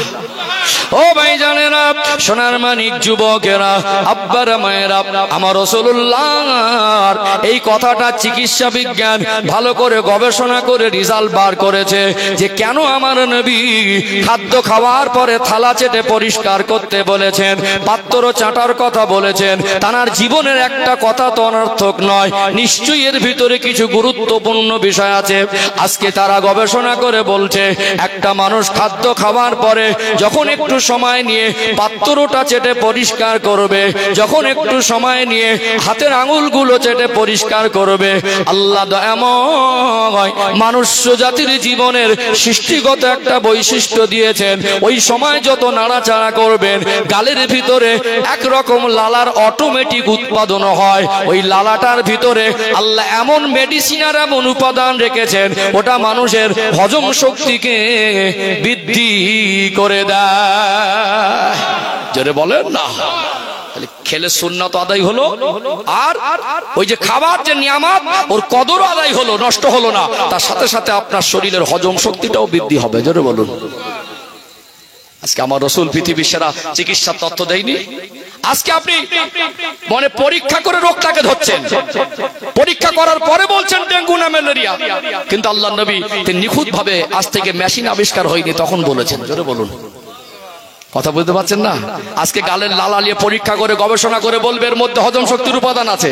আজ থেকে 1400 বছর আগে যখন চিকিৎসা বিজ্ঞানের বাপ দাদা 14 পুরুষের জন্ম হয়নি, সেদিন নবী শিক্ষা দিলেন সাহাবারা খেতে যদি হয় তো ওই ছালাটা চেটে পরিষ্কার করে খাও, এর ভিতরেই কল্যাণ আছে। কথা বুঝতে পারছেন? আলোচনা অসুবিধা হচ্ছে নাকি? হ্যাঁ, আজকে সার্জারির কথা বলছেন, আর একটু দুটো তথ্য দেই, অসুবিধা হচ্ছে? ও ভাইজানেরা, সোনার মানিক যুবকেরা, আব্বারা মায়েরা, হিজরতের রাতের ঘটনা আপনাদের মনে আছে? আল্লাহ নবী হুজুর আমার টানা 13 বছর মক্কার জমিনে দিনের খেদমত করলেন। বহু ঘাত প্রতিঘাত আবু জেহেলরা কোন রকম ভাবে ইসলামের আলোকে মিটিয়ে দিতে পারে নাই। তারা দারুণ নাজওয়াতে শেষ মিটিং করতে লাগলো, আল্লাহর নবীকে জানে মেরে ফেলে দেবে। আমার আল্লাহ দয়াময়, তিনি যদি হেফাজত করেন কেউ তাকে ক্ষতি করতে পারেন না। আমার আল্লাহ আমার রাসূলকে জানিয়ে দিয়েছিলেন, হাবিব একদিন আপনাকে এই মক্কার জমিন ছেড়ে চলে যেতে হবে। আমি আল্লাহ যখনই হুকুম দেব আপনি মক্কার জমিন ত্যাগ করে মদিনায় চলে যাবেন। আল্লাহ নবীর বিশ্বস্ত বন্ধু, কাছের মানুষ, যৌবন জীবনের সঙ্গে বাল্য জীবনের সঙ্গে খুব বিশ্বস্ত আন্তরিকতার মানুষ ছিলেন। আমার রাসূলুল্লাহর সব থেকে সম্মানী, সব থেকে প্রিয় মানুষ ছিলেন, সব থেকে প্রিয় সাহাবী ছিলেন হযরতে আবু বকর সিদ্দিক রাদিয়াল্লাহু আনহু। আল্লাহ নবী ডাকলেন, ও হযরতে আবু বকর, খুব শীঘ্রই হয়তো জন্মভূমি ছেড়ে যেতে হবে, সুদূর মদিনায় পাড়ি দিতে হবে। যদি আমি রাসূলুল্লাহ যাব আপনাকে সাথে করে নিয়ে যাব। হয়তো হিজরতের ঘটনা আপনারা শুনেছেন, অনেকের মুখস্থ আছে, কয়েকটা তথ্য একটু তুলে ধরি। আল্লাহ নবীর ওই কথা শুনে হযরত আবু বকর সিদ্দিক রাদিয়াল্লাহু আনহু 3টে বড় কাজ করেছিলেন। এক নাম্বার চিন্তা করেছিলেন, আল্লাহ রাসূল যখন আসবেন আমার কাছে গুছিয়ে বার হব, কিভাবে যাব, কিসে চড়ে যাব, এইটুকু হয়তো সুযোগ পাবো না। আল্লাহ নবীর সাহাবী হযরত আবু বকর সিদ্দিক রাদিয়াল্লাহু আনহুর একজন আজাদকৃত গোলাম, যার নাম হলো হযরতে আমির বিন ফুয়াইর। এই আমির বিন ফুয়াইরকে ডেকে বললেন, ও হযরতে আমির বিন ফুয়াইর, তুমি এক সময় ছিলে আমার গোলাম, আমি আবু বকর তোমায় আজাদ করে দিয়েছি। তোমার সঙ্গে আমার একটা গভীর সম্পর্ক, তোমার প্রতি আমার একটা আস্থার ভরসা আছে। একটা কাজ তোমায় দিচ্ছি, এই কাজটার বিষয় তুমি কাউকে জানাবে না। ও আমির বিন ফুয়াইর, এই উট দুটোকে আমি তোমার কাছে দিচ্ছি। একটা উটকে আমি রাসূলুল্লাহর জন্য দেব, আর একটা উটে আমি সওয়ার হব। এই দুটো উটকে তুমি ভালো করে দেখভাল করো, এই দুটো উটকে তুমি সময় মতো খাওয়াবে। কোন রকম ভাবে যেন খাদ্য আর অযত্নের কারণে এরা যেন দুর্বল হয়ে না যায়। আমার রাসূলুল্লাহ যে উটের পিঠে সওয়ার হয়ে যাবেন, ওই উটের পিঠে সওয়ার হয়ে যাওয়ার জন্য যে উটটাকে নির্বাচন করেছিলেন, ওই উটটার নাম হলো কাসওয়া। হযরত আমির বিন ফুয়াইরকে দায়িত্ব দিলেন, এগুলোকে দেখভাল করেন, যখন যেখানে নিয়ে যেতে বলবো গোপন সূত্রে যদি খবর আসে, যখনই দিন হোক আর রাত হোক আপনি সেই জায়গায় পৌঁছে দেবেন। আর একটা কাজ করেছিলেন, নিশ্চয়ই আল্লাহ নবী যেভাবে দুশমনি করছে, আমরা বেরিয়ে যাওয়ার সময়টা সহজ সময় হবে না, ওরা আমাদের আটকাতে পারে, বাধা দিতে পারে। যেহেতু এখানে আমাদেরকে একটা রাস্তা চেনানো লোক দরকার আছে না নেই? একজন সাহাবীকে ডাকলেন, যার নাম হলো হযরতে আব্দুল্লাহ ইবনে উরাইকিত। ডেকে বললেন, ও হযরতে আব্দুল্লাহ ইবনে উরাইকিত, তুমি মদিনায় বহুবার যাতায়াত করেছো, রাস্তাটা তুমি ভালো চেনো, তোমাকে একটা উপকার করতে হবে। বিনিময় তোমার যে পয়সা লাগে, পয়সা তোমায় দেওয়া হবে। পয়সার মাধ্যমে চুক্তি করেছিলেন। তবে যেদিন আমি আবু বকর আর আমার নবী মক্কা জমিন ছেড়ে চলে যাব, সেই দিন আপনি আমাদের রাস্তা চিনিয়ে নিয়ে যাবেন। আর একটা কাজ তিনি করেছিলেন, আল্লাহ নবী আমায় এসে ডাকবেন, কখন কোন মুহূর্তে নবী আসবেন জানি না। যাওয়ার জন্য যে ব্যাগ সামান গোছানো লাগে, প্রয়োজনীয় আসবাব সামান লাগে, একটা গাটুরির মধ্যে হযরত আবু বকর সিদ্দিক রাদিয়াল্লাহু আনহু তৈরি করে রেখেছিলেন। হযরত আবু বকর হুজুর এই ভূমিকা পালন করলেন। একদিন আল্লাহ নবী হুজুর আমার রাতের বেলা ঘুমাচ্ছেন, কাফেররা অস্ত্র নিয়ে আমার রাসূলুল্লাহর ঘরটাকে ঘিরে ফেলেছে। আল্লাহর নবীর কাছে হযরত জিবরাইল আমিন আলাইহিস সালাম আসলেন। আসসালামু আলাইকা ইয়া রাসূলুল্লাহ, আসসালামু আলাইকা ইয়া হাবিবাল্লাহ। হুজুর আপনি ওঠেন, আল্লাহর অর্ডার হয়েছে এই মুহূর্তে আপনাকে হিজরত করতে হবে, আপনাকে মক্কার জমিন ত্যাগ করতে হবে। আপনি জানেন না আপনার ঘর কাফেররা ঘিরে রেখেছে। আল্লাহ নবী বলেন, ও হযরত জিবরাইল, আমার ঘর যদি ঘিরে রাখে তো কি করে বের হব? ওই সময় আল্লাহ নবী হুজুর আমার বললেন, কি করে বের হব? জিবরাইল আলাইহিস সালাম বললেন, চিন্তিত হবেন না, এক মোটা কাকর বালু উঠিয়ে আপনি কাফেরদের উদ্দেশ্য করে নিক্ষেপ করুন। নবী আমার রাতের অন্ধকারে কাকর বালু হাতে উঠিয়ে শাহওয়াতুল উযু অথবা সূরা ইয়াসিন শরীফ পাঠ করে, সূরা ইয়াসিন শরীফের কয়েকটা আয়াত পাঠ করে ওতে একটু দম করে ওই কাকর বালু ছুঁড়ে দেওয়ার সাথে সাথে আমার আল্লাহ ওই ছোট ছোট বালু কোনাগুলোকে কাফেরদের দুটা চোখে চোখে পৌঁছে দিয়েছিলেন। জোরে বলেন না। আল্লাহর নবী বেরিয়ে যাবেন, এমন সময় জিবরাইল সালাম বললেন, হুজুর চক্ষু খুব সূক্ষ্ম জিনিস, সামান্য কিছু চোখে গেলে দেখতে পাওয়া যায় না। যারা আপনার ঘর ঘিরে রেখেছিল ওরা আর ওখানে দাঁড়িয়ে নেই, সব ছাইছুট হয়ে গেছে, একে অপরের পাশের মানুষকে আর দেখতে পাচ্ছে না, জ্বলে গেল, ছাইছুট হয়ে গেল। আল্লাহ নবী ওই মুহূর্তে বেরিয়ে পড়তে পারতেন। জিবরাইল সালাম বলছেন, চলুন, বেশি দেরি করা যাবে না। নবী আমার বললেন, ও হযরত জিবরাইল, একটু আমায় সময় দেন, আমি রাসূল এই মুহূর্তে বের হতে পারবো না। ডাক দিলেন শেরে খোদা হযরত আলী রাদিয়াল্লাহু আনহুকে, ও হযরত আলী, আপনি আমার বিছানায় আমার চাদরটা মুড়ে ঘুমিয়ে পড়েন, আর আপনাকে কিছু দায়িত্ব দিয়ে যাচ্ছি। গোটা মক্কার জমিনে যেখানে মানুষের জানমালের নিরাপত্তা নেই, মারামারি কাটাকাটি, লুটপাট চুরি ডাকাতি, মহিলাদেরকে ধর্ষণ, জেনা ব্যভিচার, জুলুম অত্যাচার, অন্যায় অনাচারে মানুষ অতিষ্ঠ হয়ে আছে। মক্কার মানুষ আমার আচরণে মুগ্ধ হয়ে যেমন আমাকে আল আমিন উপাধি দিয়েছে, কিছু মানুষের অর্থ চাঁদি সোনা, কিছু মানুষের দামি সম্পদ আমি রাসূলুল্লাহর কাছে আমানত হিসেবে গচ্ছিত আছে। তারা জানে আমি রাসূল তাদের মাল আত্মসাৎ করব না। আমি যদি বেরিয়ে যাই, কাফেররা যদি আমার ঘরে এসে মাল লুটপাট করে নেয়, ওদের আমানত তো আমার কাছে জমা, এটা নষ্ট হয়ে যাবে। আর আমি যদি না বুঝে দিয়ে যাই, সকাল বেলা ওলা বলবে আমাদের মাল নিয়ে পালিয়েছে।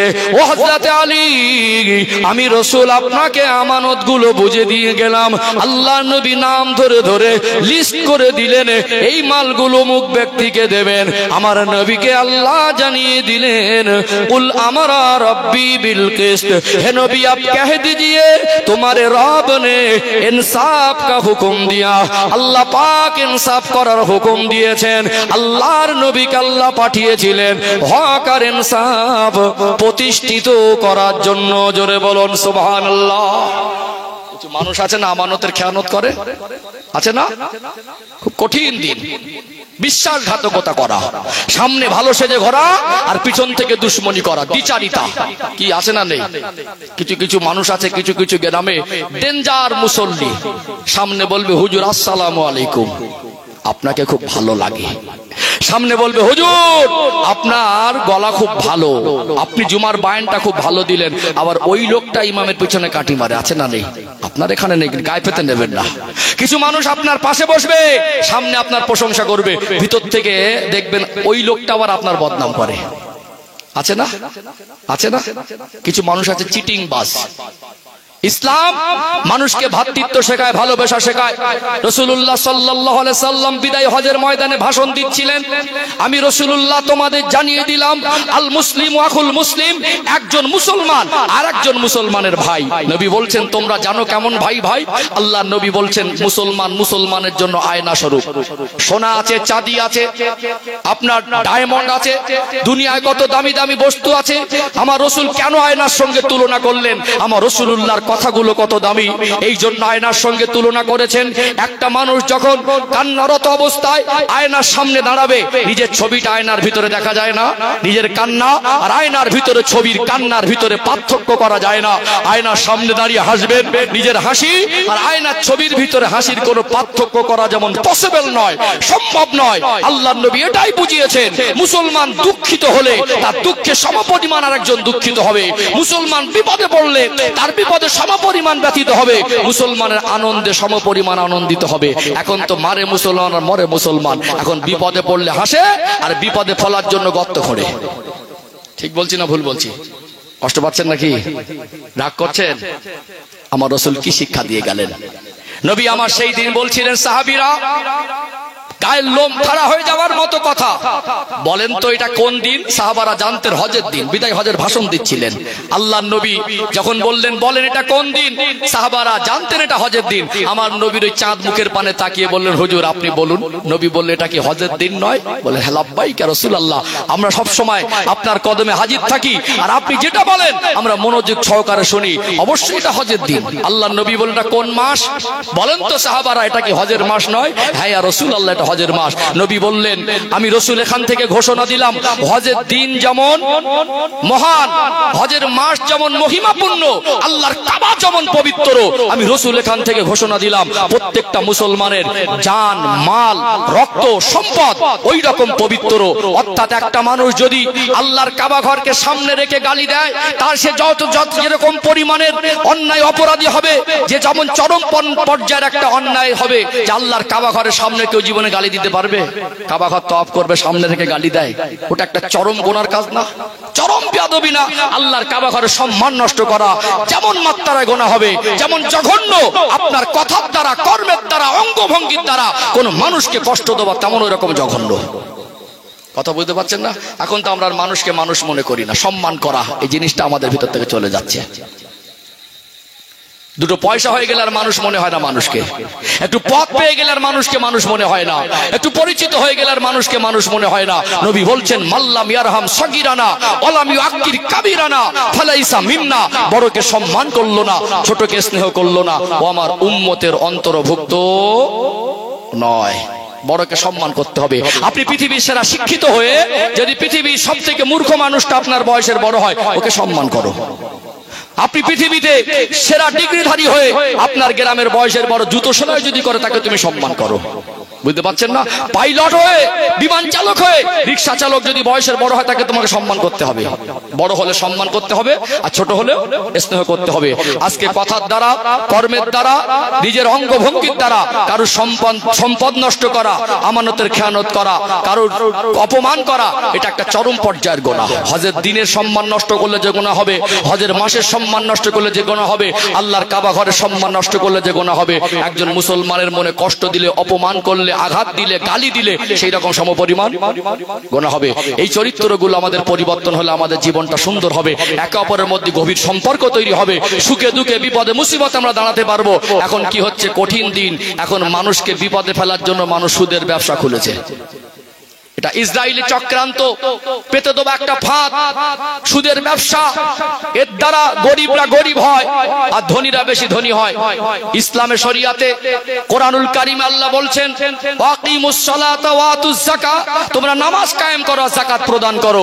যাকাত প্রদানের মাধ্যমে গরিবরা সাবলীল হয় আর ধনীরাও শান্তিতে থাকে।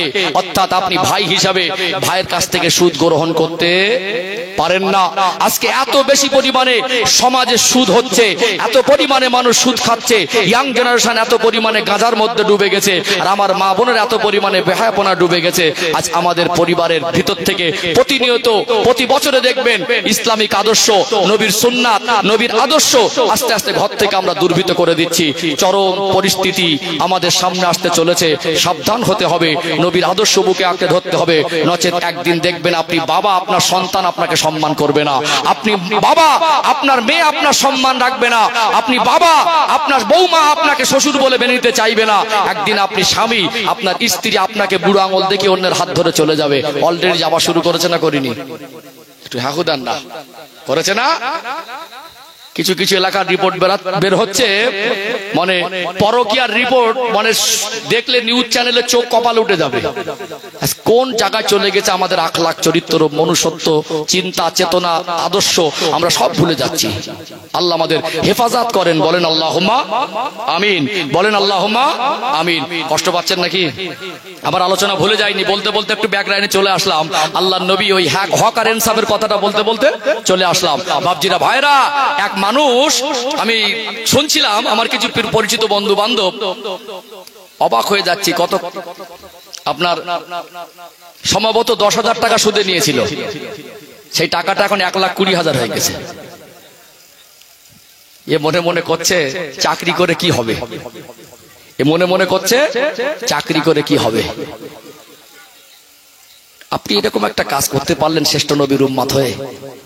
আমি এখানে একটা বিবেকের শিক্ষা দেব, বিবেক। আমরা আজকে দিনে চাকরি নিয়ে, ডিগ্রি নিয়ে, অর্থ নিয়ে, ভালো গাড়ি নিয়ে, বাড়ি নিয়ে, ভালো পোশাক নিয়ে ঘুরলেও আমাদের ভিতরে মনুষ্যত্ব আর বিবেককে আমরা নিজেরাই মেরে ফেলেছি। মাইন্ড করবেন না, বাস্তবতার সঙ্গে মেলান তো। পাশে ইমাম সাহেব হুজুর বসে আছেন, হুজুরকে দিয়ে উদাহরণটা দেই, বুঝলেন? উদাহরণ স্বরূপ দিচ্ছি, মানে বাস্তবতা আলাদার উদাহরণটা আলাদা। এখন প্রত্যেকটা মসজিদের ইমাম সাহেবদের সম্মান আছে না নেই? আছে না? ইমাম সাহেবকে আমরা সম্মানের চোখে দেখি না? দেখি। এখন মনে করুন আপনাদের এই গ্রামে ইমাম সাহেবের পিছনে জুমার নামাজ পড়তে সবাই গেলেন, আর ফজরের সময় ঠিক ছিল, দুপুরবেলা গিয়ে দেখছেন শুক্রবারে ইমাম সাহেব দাড়িটা চেঁচে দিয়েছে। নামাজ হবে না প্রতিবাদ হবে? প্রতিবাদ হবে না? হয়তো বা ইমাম সাহেব মনে করেন একটা মসজিদ ইমাম সাহেব চলে গেছে, নতুন একটা ইমাম দরকার, নতুন একটা দরকার হবে না? নতুন একটা ইমাম দরকার। তো এই ইমাম সাহেব আসছেন, গ্রামের মানুষ দেখবেন ইমাম সাহেবের চেহারা, ভঙ্গি, কণ্ঠস্বর, তারপরে তার এলেম কি আছে, আমল কি আছে, তারা যোগ্য ব্যক্তি যারা দেখবেন তারা দেখে শুনেন, কমিটি আছেন যোগ্য গুণ আলেমকে নিয়ে করে নেন ওটা ইন্টারভিউ। কিন্তু দেখছেন ইমাম সাহেব জুমায় খুতবা দিতে দাঁড়িয়েছেন, ওই ইমাম সাহেবের দাড়ি চাঁচা, সেদিন নামাজ হবে না প্রতিবাদ হবে? সবাই করবে না? সবাই করবে। আচ্ছা, আপনাদের কি মনে হয় ইমাম সাহেব দাড়ি চাচলে গোনা হবে, আর আপনারা দাড়ি চাচলে কি নেকি হবে নাকি? হুকুম কি আলাদা না একই? হুকুম একই। একটা ইমাম যদি এরকম একটা ভুল করে তো সারা গ্রামের মানুষ প্রতিবাদ করবে, যা দাড়ি আছে সেও প্রতিবাদ করবে, যা নেই সেও প্রতিবাদ করবে। কই আপনার গ্রামের 99 জনের মুখে নেই প্রতিবাদ একদিন কথা ছিল? আপনার ছেলের মুখে নেই প্রতিবাদ কথা ছিল, আপনার বাবার মুখে নেই প্রতিবাদ কথা ছিল। আসলে আমরা আমাদের ভুলগুলোকে চোখে দেখতে পাচ্ছি না, চোখে চশমা লাগিয়েও, লেন্স লাগিয়েও আমরা আমাদের ভিতরের ভুলগুলোকে দেখতে পাচ্ছি না। মনে করুন আপনাদের এই তো মানে একেবারে টাউন চন্দ্রকোনা, পুরো একেবারে আপনার এক তো পৌরসভা, তার উপরে একেবারে মার্কেটের পাশেই জলসা, বাজারের পাশেই জলসা। এখন আপনি বলুন এই মার্কেটে যদি বাসের স্ট্যান্ডে দাঁড়িয়ে কোনো মসজিদের ইমাম সাহেব বিড়ি টানে, তার পিছনে নামাজ পড়বে না প্রতিবাদ করবে? একেবারে পুরো গ্রাম সমালোচনায় ভরপুর হয়ে যাবে, ইমাম সাহেব বিড়ি টানছে। আচ্ছা, ইমাম সাহেব বিড়ি টানলে গোনা হবে, আর আপনারা বিড়ি বা সিগারেট টানলে কি নেকি হবে নাকি? হুকুম একই না আলাদা? হুকুম একই। তাহলে গ্রামের মানুষ এত টানছে, কারোর চোখে বাঁধে না কেন?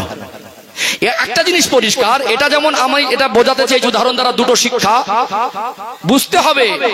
আমরা আলেম সম্প্রদায় ভুল করলে সেগুলো আমাদের চোখে কাঁটার মতো ফোটে, কিন্তু আমাদের ভুলগুলো আমরা দেখতে চাই না। এই ইনসাফ আমাদের ভিতরে আনতে হবে। ভুল আলেম করলো ভুল, আর সাধারণ মানুষ করলো ভুল। দ্বিতীয় শিক্ষা হলো যে একজন আলেম হিসাবে ইমাম মানে সম্মানী ব্যক্তি, কিন্তু দুঃখজনক হলো সত্য, আমি আপনাদের মসজিদের ইমামের বেতন নির্দিষ্ট কতটা আমার সঠিক জানা নেই। আজকে আমরা ইমামকে ইমাম বলে নামাজ পড়লেও বহু মসজিদের ইমামরা হক আর ইনসাফ থেকে বঞ্চিত।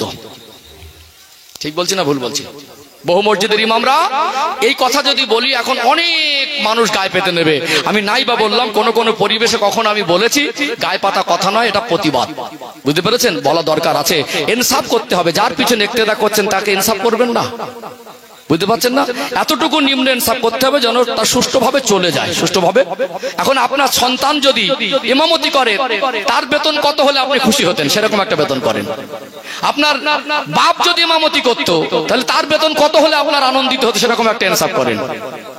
যেটা ইমামকে দিচ্ছেন নিজের ছেলেকে দিলে আপনি খুশি হতেন, নিজের আব্বাকে দিলে খুশি হতেন, নিজেকে দিলে কি খুশি হতেন? তাহলে আপনি যদি নিজের থেকে খুশি হতে না পারেন, নিজের চালানোর মতো মনে না হয়, তাহলে আপনি ইনসাফ করছেন না। এই জন্য বলছি আল্লাহর ইচ্ছা, আপনারা তো শহর এলাকার মানুষ, আমি দোয়া করি আল্লাহ আপনাদের ব্যবসা বিজনেসে কারবারে রোজগার আল্লাহ উন্নতি দেন। আর আমাদের ভারতবর্ষের যে ঐতিহ্য হিন্দু মুসলমান আমরা মিলেমিশে আছি, যেন মিলেমিশে থাকতেও পারি। ও রাজনীতির প্ল্যাটফর্ম আলাদা, কে কাকে ভোট দেবেন সেটা আলাদা ব্যাপার, কে কার দল করবেন সেটা পার্সোনাল ম্যাটার। এইটুকু আমি বলবো, আমরা যে যার ধর্ম স্বাধীনতায় করব। আমার হিন্দু ভাইরা দুর্গা পূজা করবে, আমাদের অসুবিধা হবে না। আমরা ঈদের নামাজ পড়বো, তাদের অসুবিধা হবে না। মানুষ হিসেবে পাশে দাঁড়াবো, মানুষ হিসেবে ভাই ভাইয়ের মতো চলবো, এই ভাই ভাতৃত্বটা বজায় রেখে চলবো ইনশাআল্লাহ। আলোচনা অসুবিধা হচ্ছে নাকি? হ্যাঁ, মনে আছে।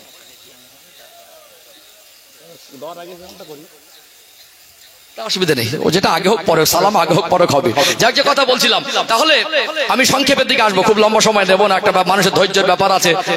হ্যাঁ, মনে আছে আমার। আমি সম্মানিত ভাইরা যে কথা বলছিলাম, যে তাহলে একজন ইমামের সম্মান আছে না নেই?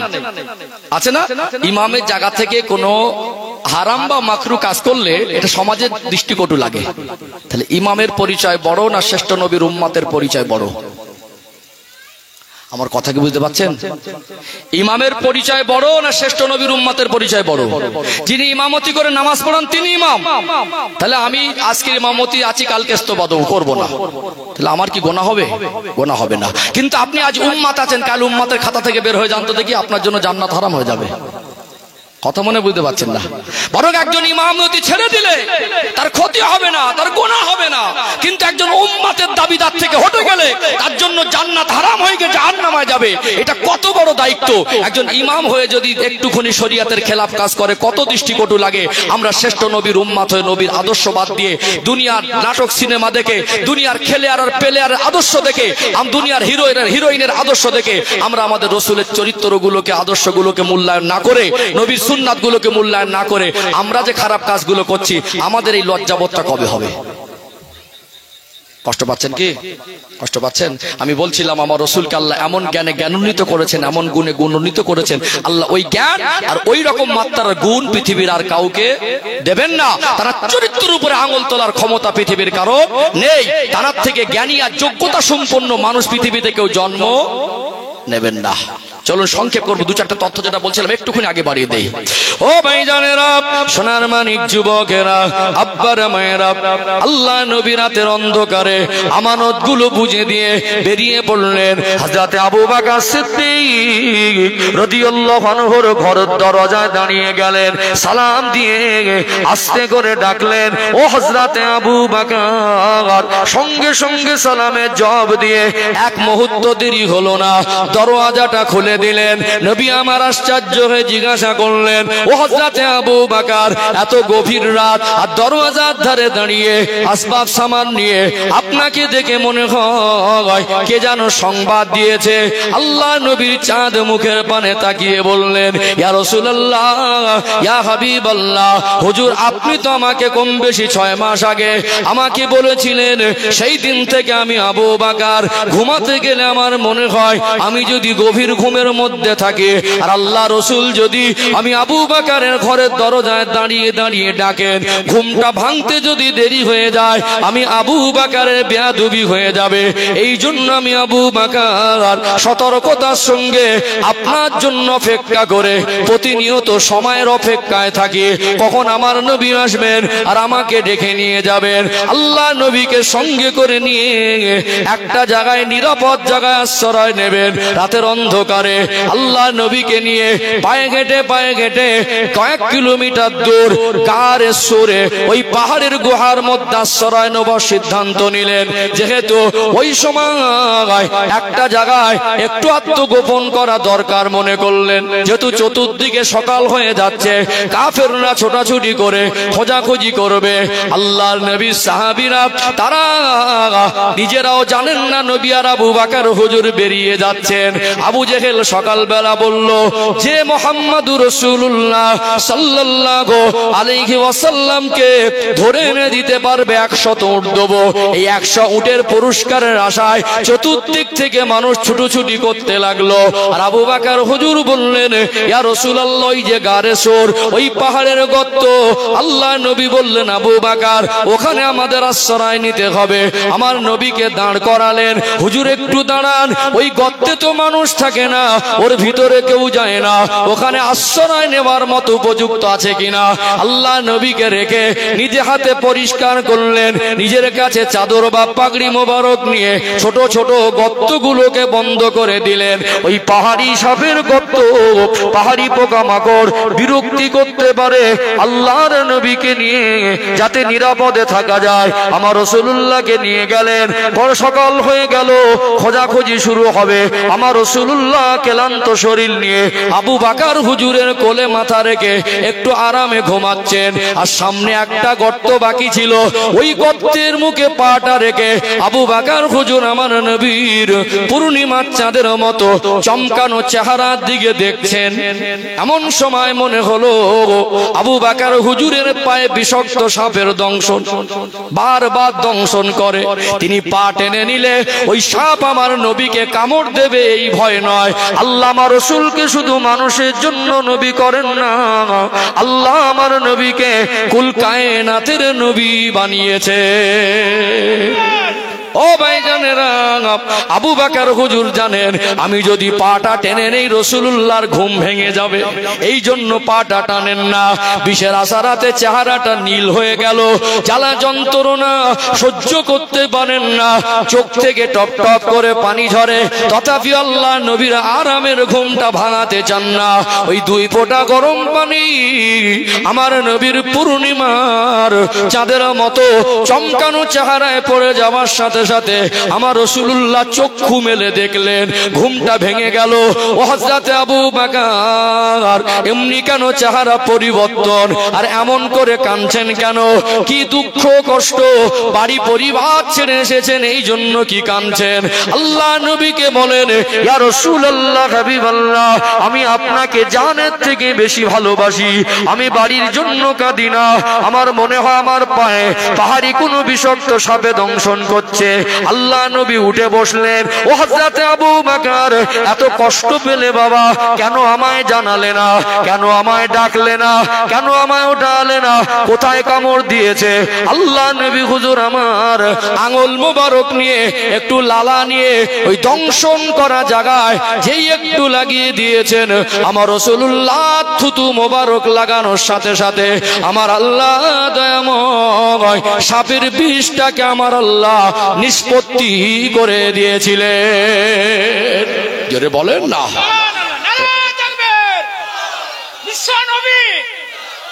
এটা কি চিকিৎসা না? চিকিৎসা না? আল্লাহ নবী জিহাদের ময়দানে একজন সাহাবীর তীর ঢুকে গেছে চোখের মধ্যে, চোখটা ঠিকরে বেরিয়ে গেছে। ওই চোখটাকে হাতে করে নিয়ে আমার রাসূলের কাছে কাঁদতে কাঁদতে ছুটে এসেছে, রাসূলুল্লাহ আমার চোখ বেরিয়ে গেছে। আল্লাহ নবী ওই নুরানি হাত দিয়ে চোখটা নিয়ে ওই বেরিয়ে যাওয়া জায়গায় বসিয়ে দেওয়ার সাথে সাথে আল্লাহ চোখটাকে সুস্থ করে দিয়েছিলেন। জোরে বলুন। জোরে বলা যায় না? সার্জারির কথা বলছেন, আমার রাসূলের হাতে 6টা ছিল সার্জারি। জোরে বলুন। একটা লাস্ট চ্যালেঞ্জ পৃথিবীকে দেবেন, কেমন নবীর উম্মত আমরা, আমাদের সেই নবীর আদর্শ বুকে নিয়ে চলা দরকার আছে না নেই? আল্লাহ নবীদের ভিতরে মুজিজা দেন। আমার নবীকে 3.5 থেকে 4 হাজারের মুজিজা দিয়েছিলেন। অন্যান্য নবীদেরকে আল্লাহ 2, 4, 6টা দিলেন। আমার রাসূলের 1 লাখ আল্লাহ 4 হাজারের মতো দিয়েছেন। জোরে বলুন। মানুষ মরে গেলে মানুষ জানতে করতে পারে? বিজ্ঞান পারবে? ডাক্তার পারবে? পৃথিবীর কোন মানুষ পারবে? আর কবর দেওয়ার পরে জানতে করে তুলতে পারবে? 200-500 বছরের পুরনো কবর, ঈসা আলাইহিস সালাম একজন নবী পুরনো কবরের ধারে দাঁড়িয়ে কুম বিজনিল্লাহ বলার সাথে সাথে কবরবাসী জীবিত জিন্দা দাঁড়িয়ে যেত। জোরে বলুন। বিজ্ঞানের বলুন তো। এতটুকু বলি, নবীকে অনুসরণ করে আপনার জীবনে যদি নবীর ভালোবাসা জায়গা পায়, আপনি যদি নবীর আদর্শে আদর্শিত হতে পারেন, ইসলামের পথ মেনে চলতে পারেন, আপনার জীবনে এটাই হলো সব থেকে বড় সম্পদ, ইমানি সম্পদ, বড় সম্পদ। তালপাতার ছাউনির নিচে ঘুমাবেন, ছেঁড়া চপ্পল গায়ে দেবেন, সুদের টাকা না, ঘুষের টাকা না, অবৈধ টাকা না, মেরে খাওয়া টাকা না, ওই টাকা দিয়ে এসি রুমে বিরিয়ানি খেয়ে ঘুমানোর থেকে তালপাতার ছাউনির নিচে দুটো ডাল ভাত হালাল টাকায় খেয়ে ঘুমানো মানুষকে আল্লাহ পছন্দ করে। জোরে বলুন। ওই মানুষটা যদি আল্লাহ যদি 10 বছর পানি বর্ষণ বন্ধ করে দেয়, পৃথিবীর মানুষের বিপদ বাড়বে না কমবে? পানি বর্ষণ করে কে? বিজ্ঞান টেকনোলজি দিয়ে উপর থেকে সাগরের পানি তুলিয়ে একটু জায়গা ছড়িয়ে দিতে পারে, আল্লাহর মতো করে পৃথিবীর মানুষের অভাব পূরণ করতে পারবে না। নবী আমার মসজিদে নববী শরীফের যে কোণে, মসজিদে গামামা, যেখানে আল্লাহর নবী অনাবৃষ্টির জন্য নামাজ পড়ে দোয়া চেয়েছেন, আল্লাহ রসুলের হাত তুলেছেন, ওই হাতটা নামানোর আগে আল্লাহ রহমতের পানি দিয়েছেন। জোরে বলুন। বিজ্ঞান যেটা পারবে না, আল্লাহ রসুল হাত তুললে আল্লাহ সেটা দিয়ে দেয়। জোরে বলুন। আমাদের এই সমস্ত এলাকা একসময় অনাবৃষ্টি হলে কি হতো? মাঠে গিয়ে নামাজ পড়তো না, তারা সুদ খাচ্ছিল না, বুঝতে পারছেন না? তারা ঘুষ করছিল না, চিটিং পাচ্ছিল না, জমি দিয়েছি তো দিয়ে দিছি, আর দ্বিতীয়বার মুখ ফেলে তাকাইনি, মুখে মুখে জমি বিক্রি। এখন এক জমি 3 বার বিক্রি হয়, এখন একটু আপডেট হয়ে গেছে, বুঝতে পারছেন না? ওই মানুষগুলো ময়দানে গিয়ে কেঁদেছে, চেহারা কুৎসিত হতে পারে, পাঞ্জাবিটা ছেঁড়া তালি দেওয়া হতে পারে, ওটা সুন্নাত, ডাল ভাত খেতে পারে, ওটা হালাল, বুঝতে পারছেন না?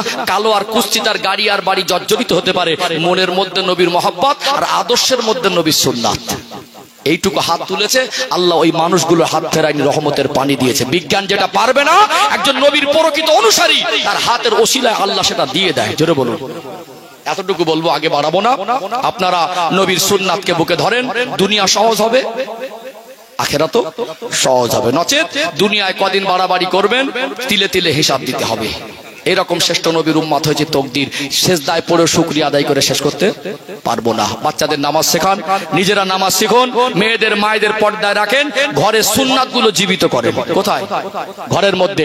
গার্জেনরা দায়িত্ববান যদি না হয়, ডক্টর, মাস্টার, ব্যারিস্টার, ইঞ্জিনিয়ার করুন, বাচ্চাকে লেখাপড়া শেখান, কিন্তু আদর্শবান হিসাবে গড়ে তুলতে হবে। তাকে আদর্শবান হিসেবে গড়ে তুলতে গেলে আমার রসুলের আদর্শ থেকে ভালো আদর্শ পৃথিবীর আর কারোর মধ্যে পাওয়া যাবে না। সুন্নতি আদর্শ, তালিমের সঙ্গে তারবিয়াত। এক হলো তালিম আর একটা হলো তারবিয়াত, একটা শিক্ষা আর একটা প্র্যাকটিক্যাল আদর্শিক শিক্ষা। এই দুটো দরকার আছে না? নেই? আছে না? যারা ঘুষ খায় এরা কি সব মূর্খ নাকি? মূর্খ না তো। যারা সুদ খায় এরা কি সব মূর্খ নাকি? মূর্খ না, শিক্ষিত হয়েছে। সততার শিক্ষা, আদর্শের শিক্ষা, ন্যায়ের শিক্ষা এইটুকু তারা পায়নি। নবীর সুন্নাতকে নিয়ে বাকি জীবন চলা তৌফিক দান করেন, বলেন আল্লাহুম্মা আমিন। কষ্ট পেলেন? রাগ করলেন? যে কথা বলেছি অসুবিধা হলো? ভালোবেসে বলেছি, দুটো হক আছে না নেই? আমিও আমল করতে পারি, আপনারা আমল করেন, আল্লাহ তৌফিক দান করেন, বলেন আল্লাহুম্মা আমিন। এই মাহফিলটা আগামী বছর হবে তো? কালেকশন করবেন? আচ্ছা আচ্ছা, তো আচ্ছা, একটু সালাম পড়তে বলছেন, অনেকে সারি ছেটে আছেন, ভিতরে চলে আসবেন।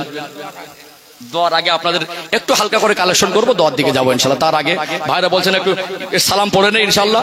থাকতে না হয় থাকতে দেন, তুলে দেন সকলে একটু দাঁড়ান। ইয়া নবী সাল্লাল্লাহু আলাইকা, ইয়া রাসূল সাল্লাল্লাহু আলাইকা, ইয়া হাবিব সালামু আলাইকা, সালাওয়াতুল্লাহ আলাইকা। তালাল বদরু আলাইনা মিন সানিয়াতিল বিদাই, ওয়াজাবা শুকরু আলাইনা মাদা লিল্লাহি দাই। ইয়া নবী সালামু আলাইকা, ইয়া রাসূল সালামু আলাইকা, ইয়া হাবিব আলাইকা, সালাওয়াতুল্লাহ আলাইকা। जब नबी पैदा हुए थे,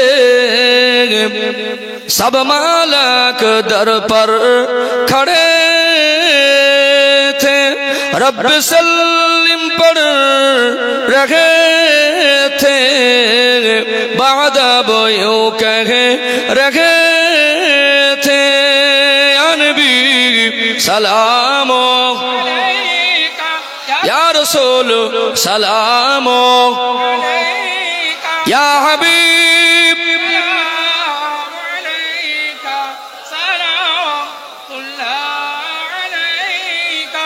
कठिन हाशरेर दिने কি আছে মোদের কপালে গুনাহগার উম্মতি বলে লইবেন আপন ও করে নবী সালাম ইয়া রাসূল সালাম ইয়া হাবিব সালাম আলাইকা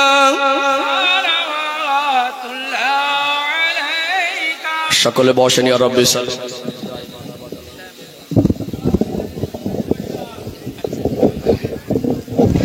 बलगलुला बिकमालिही कशफत दुजा बिजमालिही हसनत जमियो खिसालिही सल्लु अलैहि वालिही। সম্মানিত ভাইরা, আজকে মতো আলোচনার পর্ব শেষ, একটু সমাপ্তির দিকে যাব। আজকে মাহফিলটা করলেন, ভালো হলো কি হলো না? দরকার আছে না? এই যে এসে বসেছেন, হুজুর একটু বলে, এটাও তো ভালোবাসা। এই যে চটে বসেছেন, এটাও তো ভালোবাসা। নবীর ভালোবাসা আল্লাহর জান্নাত পর্যন্ত পৌঁছে দেয়। জোরে বলুন। যাদের বিয়ে হয়েছে, বিবাহ বন্ধনে আবদ্ধ হয়েছেন, শ্বশুর বাড়ি আদর আছে না নেই? শ্বশুর বাড়ি গেলেন, যদি ঘরে উঠে বসতে না দিয়ে এরকম একটা পেপার বিছিয়ে দেয়, কাদা পানি চতুর্দিকে থাকে, যদি বলেন জামাই বাবু বসেন, বসবেন না রাগ করে চলে আসবেন? বলবে এরকম শ্বশুর বাড়ি দরকার নেই, এরা তো মানুষ না।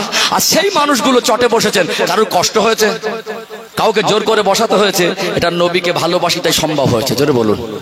মাথা টুপি দিয়ে বসেছেন, এটাই তো ভালোবাসা। এই যে বসলেন, শিখলেন, জানলেন, আমরা সবাই পরিবর্তন হই। আপনিও একটা দোষে দোষী, আমার একটা দোষে দোষী। এই মাহফিল দরকার আছে না নেই? করবো ইনশাল্লাহ। আজ অবাক হলাম, আমার ভাইরা ফোন করলেন, হুজুর এই বর্ষাকাল, আল্লাহ একটা ডেট চাচ্ছিলেন। আমি বললাম এই ডেটটা ছাড়া আমার তো খালি হচ্ছে না, প্রচন্ড চাপে থাকতে হয়। তো এই বর্ষার সময় এর ভিতরে যে টাকা পয়সা খরচা হয়েছে, এই গ্রামবাসী তো দিয়েছে, খাটাখাটনি গুলো করেছে, কমিটি ভাইরা তো করেছে, এগুলো আল্লাহ যেন নবীর ভালোবাসা হিসাবে কবুল করেন, বলেন আল্লাহুম্মা আমিন। আজ কত সুন্দর লাগছে, একেবারে লাইট, এই সুন্দর করে এক জায়গায় বসেছি। এই যে একটা একে অপরের দেখা হচ্ছে, এখান থেকে আরেকটা উপকার হবে, আমাদের আত্মীয় স্বজন মায় মুরব্বী তারা কবরে শুয়ে শুয়ে দোয়া পাবে, সাদকা জারিয়া হিসাবে কিছু পাবে। এই বিশ্বাস, এই পরিবেশ তৈরি করে যাচ্ছি। একদিন আমরা থাকবো না, আমাদের সন্তানরা একদিন মাথায় টুপি দিয়ে বসে বসে এখানে আমাদের জন্য দোয়া করবে, ইনশাআল্লাহ। বলেন ইনশাআল্লাহ। এই মাহফিল আগামী বছর সবাই মিলে করতে পারবো ইনশাআল্লাহ। একটু খরচ খরচা উঠে থাকলে, কিছু ওয়াদা থাকলে, কমিটি যারা পরিচালনা করে তাদের বুকটা বড় হয়, গ্রামবাসী আমাদের সাথে আছে, আপনারা করেছেন, আল্লাহ করিয়ে নেবেন। এইটুকু মন ছোট করবেন না, আমাদের ভালো কাজে চেষ্টা করা, বাকিটা ব্যবস্থা হবে আল্লাহর পক্ষ থেকে। আমরা চেষ্টা করব, বাকিটা আল্লাহর পক্ষ থেকে। বলুন তো, জীবনে আমরা পুরুষ মানুষ, আমাদের রোজগার করতে হয় কি হয় না? এইটুকু মাথায় ঢোকান, যা রোজগার করি সবটা দুনিয়াদারির জন্য নয়, জীবনের কষ্টের মেহনতের কিছু একটা অংশ, কম হোক আর বেশি হোক, আল্লাহর রাস্তায় নবীর মহব্বতে ব্যয় করা দরকার আছে না নেই? আছে। এক। দ্বিতীয়ত, দান করলে কমে না, এটা শুনেছেন তো? কি মনে হয়? বিশ্বাস করেন তো? বিশ্বাস করলেও কি হবে? প্রকৃত বিশ্বাসটা আলাদা। দান করলে কমে না, এই বিশ্বাসটুকু তৈরি করা কঠিন, যে বিশ্বাস করতে পেরেছে তার দান করতে অসুবিধা হয় না। আল্লাহর কথা দান করলে কমে না, রসুলের কথা, তাহলে বিশ্বাস করতে তো হবে। দান করলে কমে না, এই বিশ্বাসটুকু তৈরি করুন। 3 নম্বর একটা কথা বলি, 2 কোটি টাকার মালিক 2 লাখ টাকা দিতে পারবে না। 2 কোটি টাকার মালিক 2 লাখ দিতে পারবে না, কিন্তু 2000 টাকার মালিক 2 লাখ কোথা থেকে দেবে? আছে 2000, 20 টাকা তো পারবে। তাহলে যে 2 লাখ টাকা দিল 2 কোটি টাকার মালিক, ওই ধনী মানুষটা 2 লাখ টাকা দিলে কে খুশি হবে? বলেন আল্লাহ। আরে 20 টাকা দিল কে খুশি হবে? দেখেছেন কত সৌভাগ্য? ও 2 লাখ টাকা দিয়ে যে আল্লাহ সন্তুষ্টি পেল, এর অবস্থান থেকে গরিব বলে এর 20 টাকা দিয়ে ওই আল্লাহ সন্তুষ্ট পেল। দুজনের সন্তুষ্ট যদি আল্লাহই হয়, তো 2 লাখে ওর প্রতি হলো, আর 20 টাকা এর প্রতি হলো। এটা একটা নিয়ামত। আমি আপনার জায়গায় দুঃখ করবেন না, ধনী মানুষ বলে অনেক দিচ্ছে বলে উনি আল্লাহকে সন্তুষ্ট করছেন, আজ আমি পারবো না। আপনি 20 টাকা দিলে আল্লাহ সন্তুষ্ট হবে। দান ছোট হয় না, একটু সিস্টেমে নেব, সবাই মিলে দিয়ে করতে হয়। যাদের একটু পয়সা বেশি, গ্রামের মানুষের আশা থাকে, এই মানুষটা ব্যবসা করে, চাকরি করে, এই মানুষটার অর্থ সম্পদ আছে, ওনার প্রতি আশা হকটা বেশি। ওনারা যদি একটু হাত না বাড়ান, আগে না আসেন, তাহলে যারা গরিব মানুষ কোথা থেকে দেবে? বুঝতে পারছেন না? আমি এর ভিতরে 4টে মানুষের কাছে দাবি করবো 5,000 করে টাকা। 4টে কি করে পূরণ হবে ও চিন্তা আপনাকে করতে হবে না। একজন তৈরি হবে, দ্বিতীয়জন আল্লাহর পক্ষ থেকে ইনশাআল্লাহ তৈরি হয়ে যাবে। জীবনে আমাদের 50 বছর রোজগার করি, মাঝে মাঝে 5 দিনের চিকিৎসায় 50 বছরের জমানো টাকা ঠাঁই পায় না। শ্বশুর আসলে খরচা করি, নিজের জামাই আসলে খরচা করি, শালা ভাগরা ভাই আসলে খরচা করি, আমরা 2000 টাকা বাজার করি। একটা বাচ্চা যখন অসুস্থ হয়, ওই অসুস্থ বাচ্চাকে চিকিৎসার জন্য ডক্টরের কাছে নিয়ে গেলে জ্বর হলো 2000 টাকা খরচা হয়। নবী বলেছেন যখন দান সাদকা বেশি বেশি হবে, আল্লাহ তাকে রোগ, বিমার, বালা, মুসিবত থেকে হেফাজত করবেন। এই বিশ্বাস রাখুন।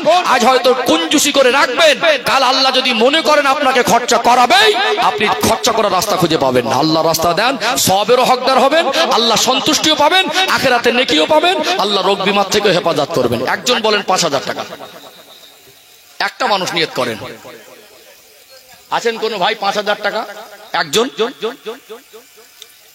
কোন চাকরিজীবী ভাই, ব্যবসায়ী ভাই? আল্লাহ বরকত দেবে। আমি মুসাফির হালাতে আছি, এই মুসাফিরের দোয়া নবী বলছেন কবুল হয়। একটা মানুষ বলেন 2,000 বা 5,000। 5,000 করে 4টে হলে খুব ভালো। আমাদের এখানকার এই কমিটির ছেলেরা সবাই মিলে দেশের মনে বুঝতে পারলাম না, আর দেশের কমিটির ছেলে প্যান্ডেলটা দেবে। মাশাআল্লাহ, এই প্যান্ডেল হয়ে গেল। একটু তাকবীর দেন তো, নারে তাকবীর। এই দেশের কমিটির ছেলে প্যান্ডেল দেবে, তো খুশি না বেজার? খুশি তো? একটু আওয়াজ দেন তো, নারে তাকবীর। জোরে জোরে আওয়াজ দেন, নারে তাকবীর। একটা প্যান্ডেল দেবেন দেশের কমিটির ছেলে, জোরে বলেন মারহাবা, নারে তাকবীর। দাতাগণ বলুন জিন্দাবাদ, বড় বাজার গ্রামবাসী বলুন জিন্দাবাদ, নারে তাকবীর। আল্লাহ দান কবুল করুন, আল্লাহ রুজি রোজগারে বরকত দেন, যতদিন বাঁচিয়ে রাখবেন, কঠিন কঠিন রোগ বিমার দেবেন না, আল্লাহ অভাব অনাটন দেবেন না, মনটা বড় উদার। আল্লাহ এই পবিত্র মজলিসের প্যান্ডেলের ব্যবস্থা করে দেবেন, আল্লাহ তানাকে ধনী সম্পদশালী বানিয়ে দেন।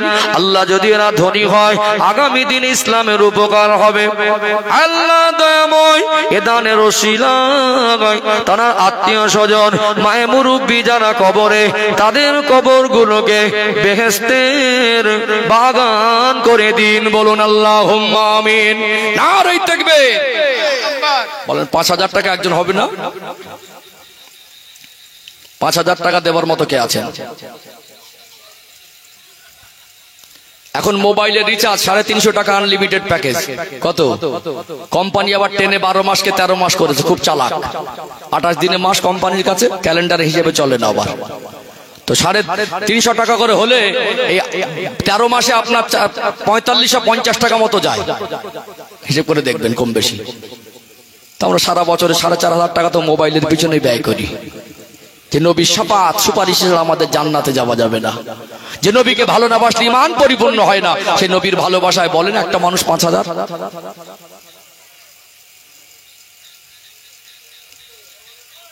বলেন একজন 5,000 টাকা কে দেবেন? মন নরম করেন, আল্লাহ বরকতের দরজা খুলে দেবে, আল্লাহ ব্যবসা বরকত দেবে, রোগ বিমার থেকে হেফাজত করবেন ইনশাআল্লাহ। আব্বা চলে গেলেন, মা চলে গেলেন, সাজিয়ে গুছিয়ে ঘর বাড়ি বানিয়ে দিয়ে চলে গেলেন। সেই ঘরে বিবি বাচ্চা পরিবার নিয়ে, আত্মীয় স্বজন নিয়ে, বন্ধু বান্ধব নিয়ে আনন্দ করেন, অনুষ্ঠান করেন, কত 10,000 20,000 খরচা করেন। তাদের রেখে যাওয়া স্বপ্নের বাড়ি আপনি সুখ শান্তি করছেন, আপনার জন্যই করে গেল। আপনি সন্তান হিসাবে তার জন্য করণীয় কিছু আছে। খুব যদি চাপ হয়ে যেত 3,000 করে বলেন 4 জন, বলেন একজন 3,000 কে দেবেন? গ্রামের একটা কাজ সবাই মিলে করতে হবে। কত গরিব গরিব এলাকায় কত সুন্দর করে তার আবেগ ভরে করে। ইনশাআল্লাহ আমার বিশ্বাস আপনাদের গ্রামে আল্লাহ চায় তো আগামী বছর হবে, তৈরি হয়ে যাবে ইনশাআল্লাহ। একটু মন নরম করতে হবে। মন থেকে বের করতে সহজ হয় না, একটু কষ্টই হয়, একটু কষ্ট হয়। দামি জিনিস, আল্লাহ সন্তুষ্টি নেবেন, নবীর ভালোবাসা নেবেন, একেবারে কি হবে, একটু কষ্ট হবে মন থেকে বের করতে। রসুলের জন্যই বের করতে হবে। বলেন একটা মানুষ 3,000 টাকা কে দেবেন? এই তো আমাদের ভাই, দেখেছেন কি নাম আমার ভাইয়ের নাম? বলেন আমাদের কমিটি ভাই নাম কি? একটু দাঁড়ান তো ভাইজান। হ্যাঁ মাশাআল্লাহ, যুবক ভাই।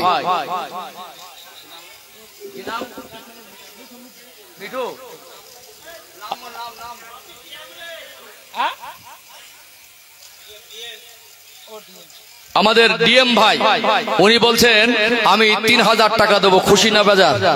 তাকবীর দেন তো না, আর এই তাকবীর। দেখেন খিদে লেগেছে না ঘুম লেগেছে? 12টায় তো শহরের মানুষ আপনারা, 12টায় তো বাজে। এত ঘুমালে ঝিমালে হবে? দানও দেবো না, দোয়াও দেবো না, তকবীরও দেবো না, কেমন একটা কুঞ্জুসি হয় না? একটু আওয়াজ দেন না আর এই তাকবীর। যুবক ভাইরা একটু মন খুলে আওয়াজ দাও না আর এই তাকবীর, না আর এই তাকবীর। সম্মানিত ডিএম ভাই বলুন জিন্দাবাদ, জোরে বলেন জিন্দাবাদ। আলাউলাদ বলেন জিন্দাবাদ।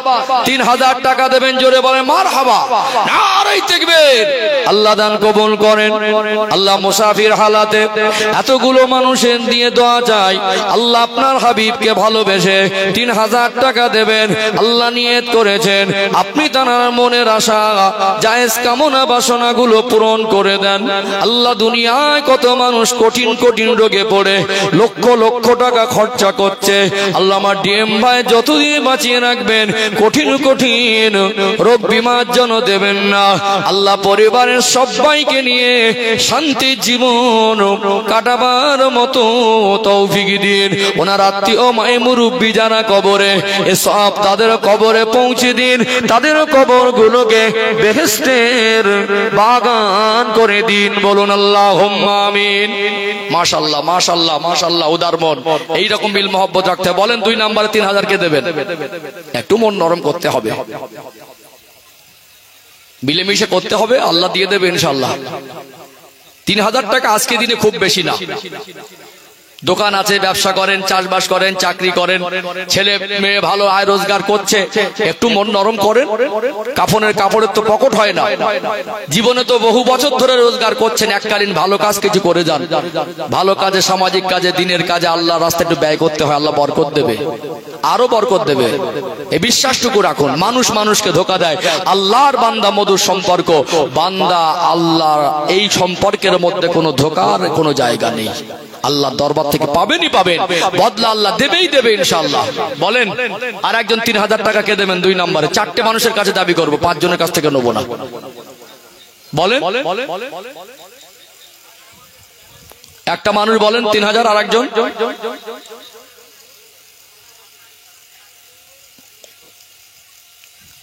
দানি হতে হবে, না হলে হবে?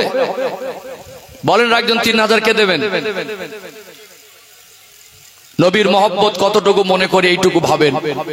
আমার রসুলের মাহফিল, যেখানে এসে মানুষগুলো আমার নবীর কথা শুনবার জন্য চাতক পাখির মতো বসে থাকে, আপনার কষ্টের টাকা দিয়ে সে আয়োজন করা হবে। যেখানে এসে আমার নবীর কথা শুনে মানুষ আবেগে সুবহানাল্লাহ বলে, আমার নবীর মহব্বতের শিক্ষা নিয়ে বাড়ি ফেরে, যেখানে বসে মানুষ কবরবাসীদের জন্য দোয়া চায়, এই ইন্তেজামে 3,000 টাকা দেবেন। আল্লাহ দিয়েছেন তাই সুখে আছেন। যদি আল্লাহ অন্ধ করে দিত, যদি আল্লাহ বিছানায় শুয়ে রাখতো, আমরা ইনকাম করতে পারতাম না। আল্লাহ আরো সুখ শান্তি দেবে। বলুন 2 নম্বরে 3000 টাকা কে দেবেন? বলেন আরেকজন 3000 টাকা। এতগুলো মানুষ, একটা মানুষ বলেন 3000।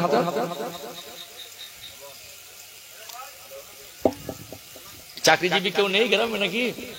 ধনী মানুষ, ব্যবসায়ী মানুষ, দোকান করে, বাজার করে, নেই? বলেন আর একজন বলেন।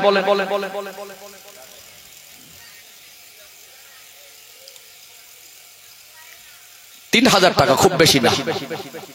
365 দিনে যদি 1 বছরও হয় তো যদি আপনি মজদুরিও করেন, যদি রোজগারও করেন, দিনে 500 টাকা জন্য খাটেন, তাও চাইলে 3000 টাকা দিতে পারবেন। 360 দিনের রোজগার, বিবি বাচ্চা পরিবার দুনিয়াদারি, ঘর বাড়ি বানান, গাড়ি বাড়ি করেন, 5টা দিনের কষ্টের টাকা নবী দিবসের মাহফিলে দেবেন। 600 টাকা রোজ হলে 5 ছক 30। ওই যে ওয়াদা করছেন 500 টাকা করে, 600 টাকা করে রোজ খেটে দেবেন, যদি কাজ করতে গিয়ে ঘাম ঝরে যায়, ওই প্রত্যেকটা লোমের গোড়া থেকে এক একটা ঘামের কাতরা আল্লাহর কাছে সাক্ষী দেবে, আল্লাহ আপনার হাবিবকে ভালোবেসে এই কষ্টের টাকাটা মজলিসে দিয়েছিল। 3000 টাকা কে দেবেন? বলেন 2 নম্বরে।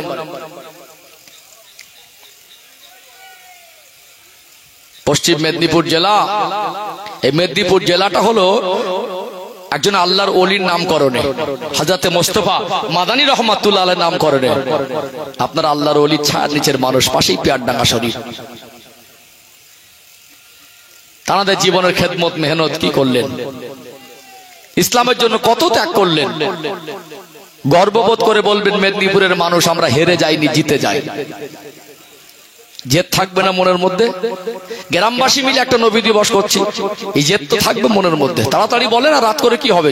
এত নতুন করে ওয়াজ হবে না, এই তো মাশাআল্লাহ হয়ে যাবে ইনশাআল্লাহ। আমরা মন ছোট করিনি, আল্লাহ চায় তো হবে ইনশাআল্লাহ। আমাদের ভাইয়ের নাম কি নাম বলো? 3000 টাকা। কি নাম?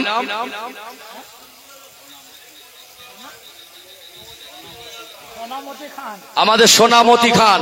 আল্লাহ যেন জীবনটাকে সোনার মতো বানিয়ে দেন। আমার ভাই বলছেন আমি 2 নম্বরে 3000 টাকা দেবো, একটু খুশি মনে তকবীর দেন তো। নারাই তাকবীর। একটু জোরে হবে না নারাই তাকবীর? একটু প্রাণ ভরে হয় না নারাই তাকবীর? নারাই তাকবীর। সোনামতিন খান, আমাদের সোনামতিন খান বলুন জিন্দাবাদ। জোরে বলেন জিন্দাবাদ, সবাই মিলে বলেন জিন্দাবাদ। আলাউল হাত বলেন জিন্দাবাদ, আব্বা আম্মা বলুন জিন্দাবাদ। 3000 টাকা দেবেন, জোরে বলেন মারহাবা। নারে তাকবীর। আল্লাহ কবুল করে নেন। এতগুলো মানুষের মধ্যে আল্লামা সোনামতিন ভাই থাকতে পারে নাই, 3000 টাকা দেবেন। কত কষ্ট করে মানুষ টাকা রোজগার কামাই করে আল্লাহ আপনি ভালো জানেন। আল্লাহ নিরাশা যেন না হয়ে যায়, যেমন দিলেন তেমন দিন। আসমান থেকে বরকত রহমতের দরজা খুলে দিন। আল্লাহ জীবনে যেন অর্থের অভাব না হয়, ওনার বংশধরে নাসালে খানদানে খানদানে আল্লাহ ধনী ধনী সন্তান দান করবেন।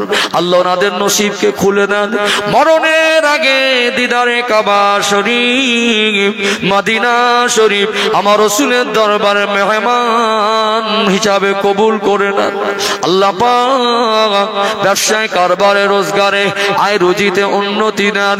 আমার রাসূলুল্লাহর শাফাআত সুপারিশটুকু যেন নসিব হয়ে যায়। বলুন আল্লাহুম্মা আমিন। নারে তাকবীর। বলেন 3 নম্বরে, আর একটা হলে একটা হয়ে যাবে ইনশাআল্লাহ তাড়াতাড়ি। 3 নম্বরে 3000 কে দেবেন? 4টে মানুষের কাছে দাবি করেছি 3000 টাকা। তৃতীয় নম্বরে কে দেবেন? তাড়াতাড়ি বলেন। আর দেরি করে কি হবে? আলোচনার পর বসে তাড়াতাড়ি দিয়ে দিলেই তো দোয়া করে দেবো। 3000 কে দেবেন? সাহস করে হাত তুলতে হবে। আপনাদের কি মনে হয় আমাদের 2 ভাই 3000 করে দিলেন, ওনাদেরকে খাওয়া হবে না? না চলবে না কাল থেকে? এইটুকু মনে করেন যে এককালীন দেবো 3000 টাকা, এক্ষুনি দিতে হচ্ছে না, 1 বছর বাকি, আবার সে রবিউল আউয়াল মাস। বলেন আর একজন 3000 টাকা কে দেবেন?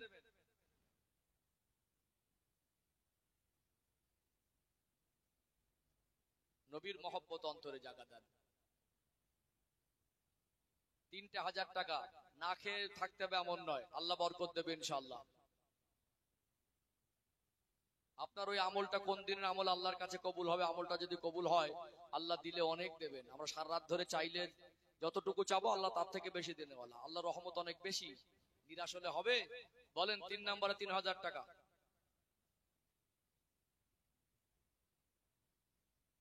এখন তো প্রায় সব মোটর সাইকেল, কত 3000 টাকার তেল পুড়িয়ে দেই বছরে। হ্যাঁ, বছরে কত 3000 টাকার তেল পুড়িয়ে দেই। বন্ধু বান্ধব নিয়ে চায়ের দোকানে বাজারে গেলেই 100 টাকা 50 টাকা খরচা করি পার ডে। খুব যদি চাপ হয় তো কমিয়ে বলেন 2000 1000 বলেন। 1000 টাকা কে দেবেন? এই তো মাশাআল্লাহ 10 জন ঝটঝট করে হাত তোলেন। 1 নম্বরে ভাই আজাদ খান, মাশাআল্লাহ আমাদের আজাদ খান আমাদের ভাই বলছেন আমি 1000 টাকা দেবো। তাকবীর দেন, নারে তাকবীর। জোরে জোরে আওয়াজ দেন, নারে তাকবীর, নারে তাকবীর। সম্মানিত আজাদ খান বলুন জিন্দাবাদ। 1000 টাকা দেবেন, জোরে বলেন মারহাবা। নারে তাকবীর। মাশাআল্লাহ 2 নম্বরে শেখ রাশিদ আলী 1000। আর বড় ভাইয়ের নাম? ভাইয়ের নামটা বলেন, বড় ভাইয়ের নামটা বলেন। আমাদের আনসার আলী ভাই, উনি বলছেন আমি 3 নম্বর 1000। মাশাআল্লাহ নারে তাকবীর। রাশেদ খান, আনসার আলী খান।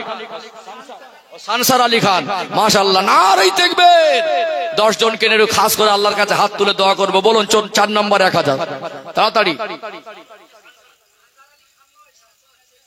শেখ সানসার আলী, এখানে একজন গ্রামের মানুষের চেনে একজন আসতে হবে একটু আমার কাছে।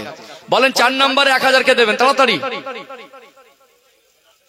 ভাই তো আমাদের ভাইজান, হ্যাঁ 4 নম্বরে 1000 ভাইয়ের নাম। কমিটি ছেলে একজন এদিকে আসেন না, আমার এই পাশে আসেন।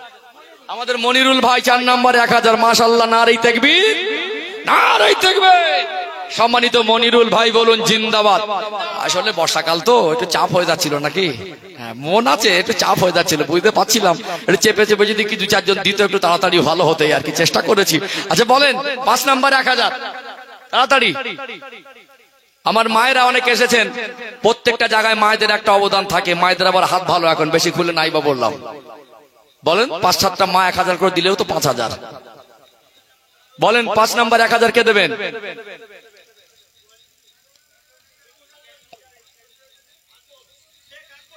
মাশাআল্লাহ, মাশাআল্লাহ। আমার আকবর ভাইয়ের বোনটা আবার একটু বেশি বড়। আমার শেখ আকবর ভাই, উনি বলছেন আমি 2000 টাকা দেবো। একটু তাকবীর দেন না, নারায়ে তাকবীর। জোরে জোরে হয় না, নারায়ে তাকবীর।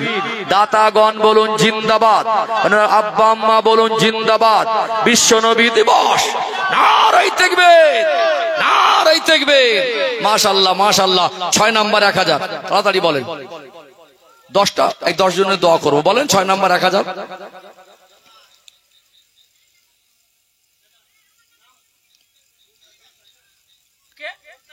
আমাদের মমতাজ ভাই, বড় ভাই 1000 টাকা, মাশাআল্লাহ, নারায়ে তাকবীর। আমাদের মমতাজ ভাই বলুন জিন্দাবাদ। 1000 টাকা, জোরে বলেন মারহাবা। আল্লাহ কবুল করেন, আল্লাহ আয় রুজিতে বরকত দেন, শরীরকে সুস্থ রেখে দেন। বলেন আল্লাহুম্মা আমিন। বলেন 6 নম্বরে 10 জনের একটু হাত তুলে আল্লাহর কাছে খাস করে দোয়া করব। 10-এর একটা বরকত আছে। 10 জন সাহাবীকে আল্লাহ বেঁচে থাকা অবস্থায় জান্নাতে সুসংবাদ দিয়েছিলেন। এদেরকে আশারায়ে মুবাশশারা বলা হয়। এই 10 জনকে যেন আল্লাহ ওই জান্নাতি সাহাবীদের সঙ্গে হাসরের ময়দানে আর সাজিমের নিচে জায়গা করে দেন। বলেন আল্লাহুম্মা আমিন। বলেন 6 নম্বর 1000। এই তো মাশাআল্লাহ, আমার মায়েরাও একটা উদারতা দেখিয়েছেন। আমাদের রূপসোনা খাতুন মায়েদের মধ্যে থেকে উনি বলছেন আমি 6 নম্বরে 1000 টাকা দেবো। একটু আওয়াজ দেন না, নারায়ে তাকবীর। মায়েদের উপরে হিংসা নাকি? হ্যাঁ, একটু আওয়াজ দেন, নারায়ে তাকবীর, নারায়ে তাকবীর। আমাদের সম্মানিতা রূপসোনা খাতুন বলুন জিন্দাবাদ। 1000 টাকা, জোরে বলেন মারহাবা। আল্লাহ কপাল খুলে দেন, সুখের কপাল করে দেন। সবাইকে নিয়ে আল্লাহ শান্তি জীবন কাটাবার তৌফিক দান করেন। বলেন আল্লাহুম্মা আমিন। মাশাআল্লাহ, মাশাআল্লাহ। 7 নম্বরে সানিদুল, 1000 টাকা, নারায়ে তাকবীর, নারায়ে তাকবীর। আমাদের সানিদুল ভাই কই, একটু মুখ দেখি। ওই সানিদুল ভাই কোন দিকে? হ্যাঁ কই, কোন দিকে আছে? এই তো মাশাআল্লাহ। বলেন 8 নম্বরে 1000। সবাই মিলে মিলেমিশে করবেন, হাত টপ টপ করে, তবে তো একটা গ্রামের কাজ করতে হবে না। বলেন 1000 টাকা 8 নম্বরে 10 জন পূরণ করতে হবে, তাড়াতাড়ি। আমাদের হাসিবুল শেখ, ঝাঁকড়াবাড়ি নাকি, আমাদের হাসিবুল ভাই, উনি 8 নম্বরে বলছে আমি 1000 টাকা দেবো। একটু তাকবীর দেন না, নারায়ে তাকবীর। জোরে জোরে হয় না, নারায়ে তাকবীর। আমাদের সম্মানিত হাসিবুল বলুন জিন্দাবাদ। 1000 টাকা দেবেন, জোরে বলেন মারহাবা, নারায়ে তাকবীর। মাশাআল্লাহ, মাশাআল্লাহ। এই তো অনেক দানি আছে, ভালো পরিবেশ তো আলহামদুলিল্লাহ। বলেন 11 নম্বরে 9 নম্বরে আয়েশা বিবি, 1000 টাকা। আমাদের সম্মানিতা একজন মা আয়েশা বিবি, উনি বলছেন আমি 9 নম্বরে 1000 টাকা দেবো। একটা আওয়াজ দেন, নারায়ে তাকবীর, নারায়ে তাকবীর। আমাদের রাজিবুল খান 2000 টাকা। হয়তো 10 নম্বর শেখ ইরশাদ আলী 11 নম্বরে 1000। ভাইয়ের নাম শেখ জামশেদ আলী 12 নম্বরে 1000। মাশাআল্লাহ, নারায়ে তাকবীর, নারায়ে তাকবীর। একটু হাত তোলেন তো, আল্লাহুম্মা আমিন। রব্বানা যালামনা আনফুসানা ওয়া ইল্লাম তাগফির লানা ওয়া তারহামনা লানাকুনান্না মিনাল খাসিরিন। আল্লাহ আপনি সবকিছু দেখছেন। আল্লাহ মাহফিলে আপনার বান্দাগুলো আপনাকে আর আপনার হাবিবকে কত বেশি ভালোবাসেন। 12 জন মিলে আল্লাহ 14,000 টাকা দিলেন, এর মধ্যে 2 জন 2,000 করে দিলেন। আল্লাহ এনাদেরকে নিরাশা করে দেবেন না, আপনার রহমতি খাজানা থেকে আল্লাহ বরকত দিয়ে প্রত্যেককে ধনী বানিয়ে দিন। আল্লাহ যে যা কাজ কর্ম চাষবাস ব্যবসা বাণিজ্য করে সকলে রুজি রুটিতে বরকত দেন। আল্লাহ ছেলে মেয়ের কপালকে সুখের কপাল করে দেন। আল্লাহ এদের সন্তানদেরকে সুশিক্ষায় শিক্ষিত করার তৌফিক দেন। আল্লাহ এনাদের শত্রু দুশ্মন অনিষ্টার হাত থেকে হেফাজত করেন, যতদিন বাঁচিয়ে রাখবেন। আল্লাহ কঠিন কঠিন রোগ বিমার দেবেন না। দয়াময় প্রত্যেকের সংসারে বেশি বেশি উন্নতি দিন। এনাদের আত্মীয় মায় মুরব্বী যারা কবরে, তাদের কবরে কবরে সব পৌঁছে দিন। তাদের কবর গুলোকে বেহেশতের বাগান করে দিন। লা ইলাহা ইল্লাল্লাহু মুহাম্মাদুর রাসূলুল্লাহ। বলেন 13 নাম্বার 1000। হানুফা বিবি 500 টাকা। মাশাআল্লাহ, নারী তাকবীর। বলেন 20 পুড়ে গেলে আবার ইনশাআল্লাহ একটু দোয়া করব। বলেন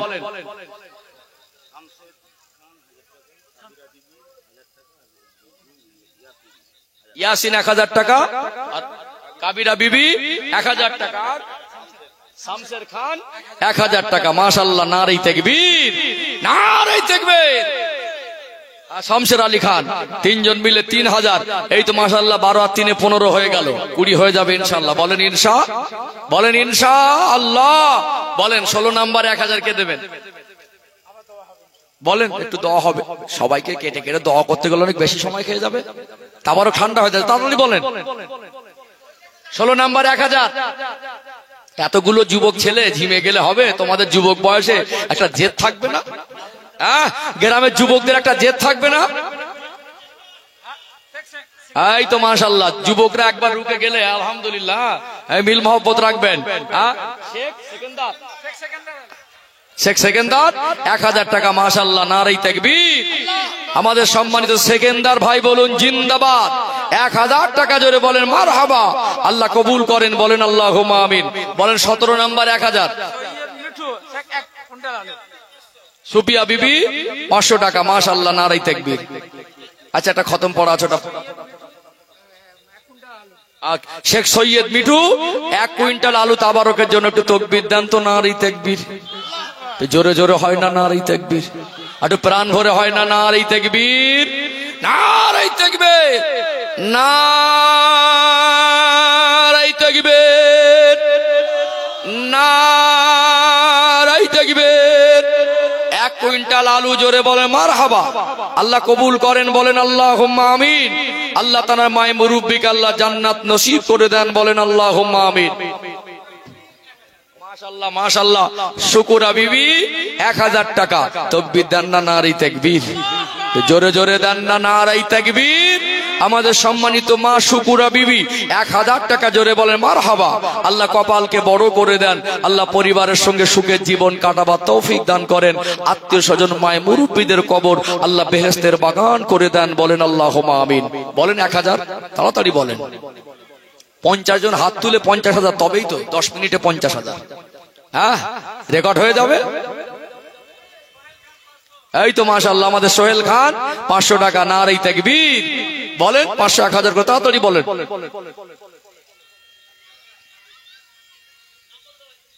আচ্ছা হোক গোপন দান, চাপ নেই। দেও যে নাম না বলে অসুবিধা নেই, প্রত্যেকটা মাহফিলে গোপন দান থাকে বেনামে 1000 টাকা। হ্যাঁ, গোপন দান 1000 টাকা। নারী তাকবীর। এই তো 18 হয়ে গেল। হ্যাঁ, 18,000 মানে 18 জন 20,000 হয়ে গেছে। বলেন আরেকজন 19 নম্বরে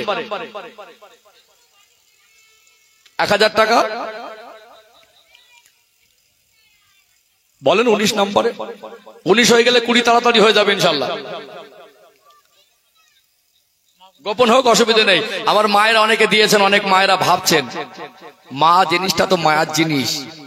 আপনাদের মন অনেক নরম, একটু মন নরম করে যে সমস্ত মায়েরা বাকি আছেন বলেন। কখনো একটু হাঁস মুরগি লালন পালন করে, স্বামীর কাছ থেকে ছেলেদের কাছ থেকে নেয়। কখন এখন আবার একটু মানে সরকারি ভাবে কিছু পাচ্ছে। আপনাদের হাত তো খুব খারাপ না, একটু দেন আল্লাহর রাস্তায়। বলেন 19 নম্বরে 1000 কে দেবেন? তাড়াতাড়ি বলেন। এই যুবক ছেলেগুলো খুব চালাক, হ্যাঁ, একটু মন নরম করে বলতে হবে। যুবক ভাইরা কই, তোমাদের এখন শরীরের জোর আছে, খাটাখাটনি রোজগার করো। যুবকরা ময়দানে না নামলে কাজ তাড়াতাড়ি হয়? বলো যুবক ভাইরা, বলো।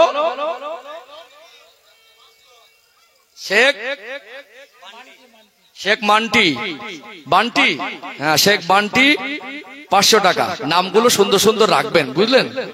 হ্যাঁ, এগুলো তার কারোর দোষ না যে নামগুলো বাবা মার দায়িত্ব। একটা সন্তান হলে আর শখ করে একটা সুন্দর ইসলামিক নাম রাখতে হয়। নাম একটা কত সুন্দর, তার কি দোষ? বাপ মা যেটা রেখেছে সেটাই রয়েছে, দাদু দাদি নানু নানি আদর করে রেখেছে। এই তো মায়েরা মাঝে মাঝে বোঝাচ্ছে যে তোমরা পুরুষ মানুষ রোজগার করো, তোমরা চিন্তা করছো। দেখো যুবকরা, তোমরা চিন্তা করছো। 19 নম্বরে আমাদের, হ্যাঁ, রেশমা বিবি 1000 টাকা। নারে তাকবীর, নারে তাকবীর বলেন। 20 নম্বরে, 20 নম্বরে 1000। নূরজাহান বিবি 500 টাকা। নারে তাকবীর। আল্লাহ কবুল করেন, আল্লাহ শরীরকে সুস্থ রেখে দেন, বাচ্চাদের নিয়ে স্বামীকে নিয়ে পরিবারের শান্তিতে জীবন কাটাবার তৌফিক দান করেন। বলেন আল্লাহুম্মা আমিন। হাফিজুর রহমান 500, মাশাআল্লাহ, নারে তাকবীর। আমাদের হাফিজুর রহমান ভাইয়ের আল্লাহ মনের নিয়তকে পূরণ করেন। বলেন আল্লাহুম্মা আমিন। একটু হাত তুলে দোয়া করব, যার শেষ ভালো। বলেন না 20 নম্বর 1000 কে দেবেন? হবে না 20 নম্বর 1000 টাকা?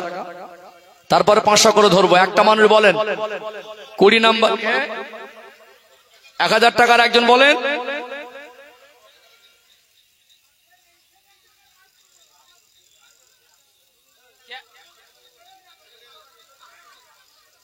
বলেন 20 নম্বর 1000।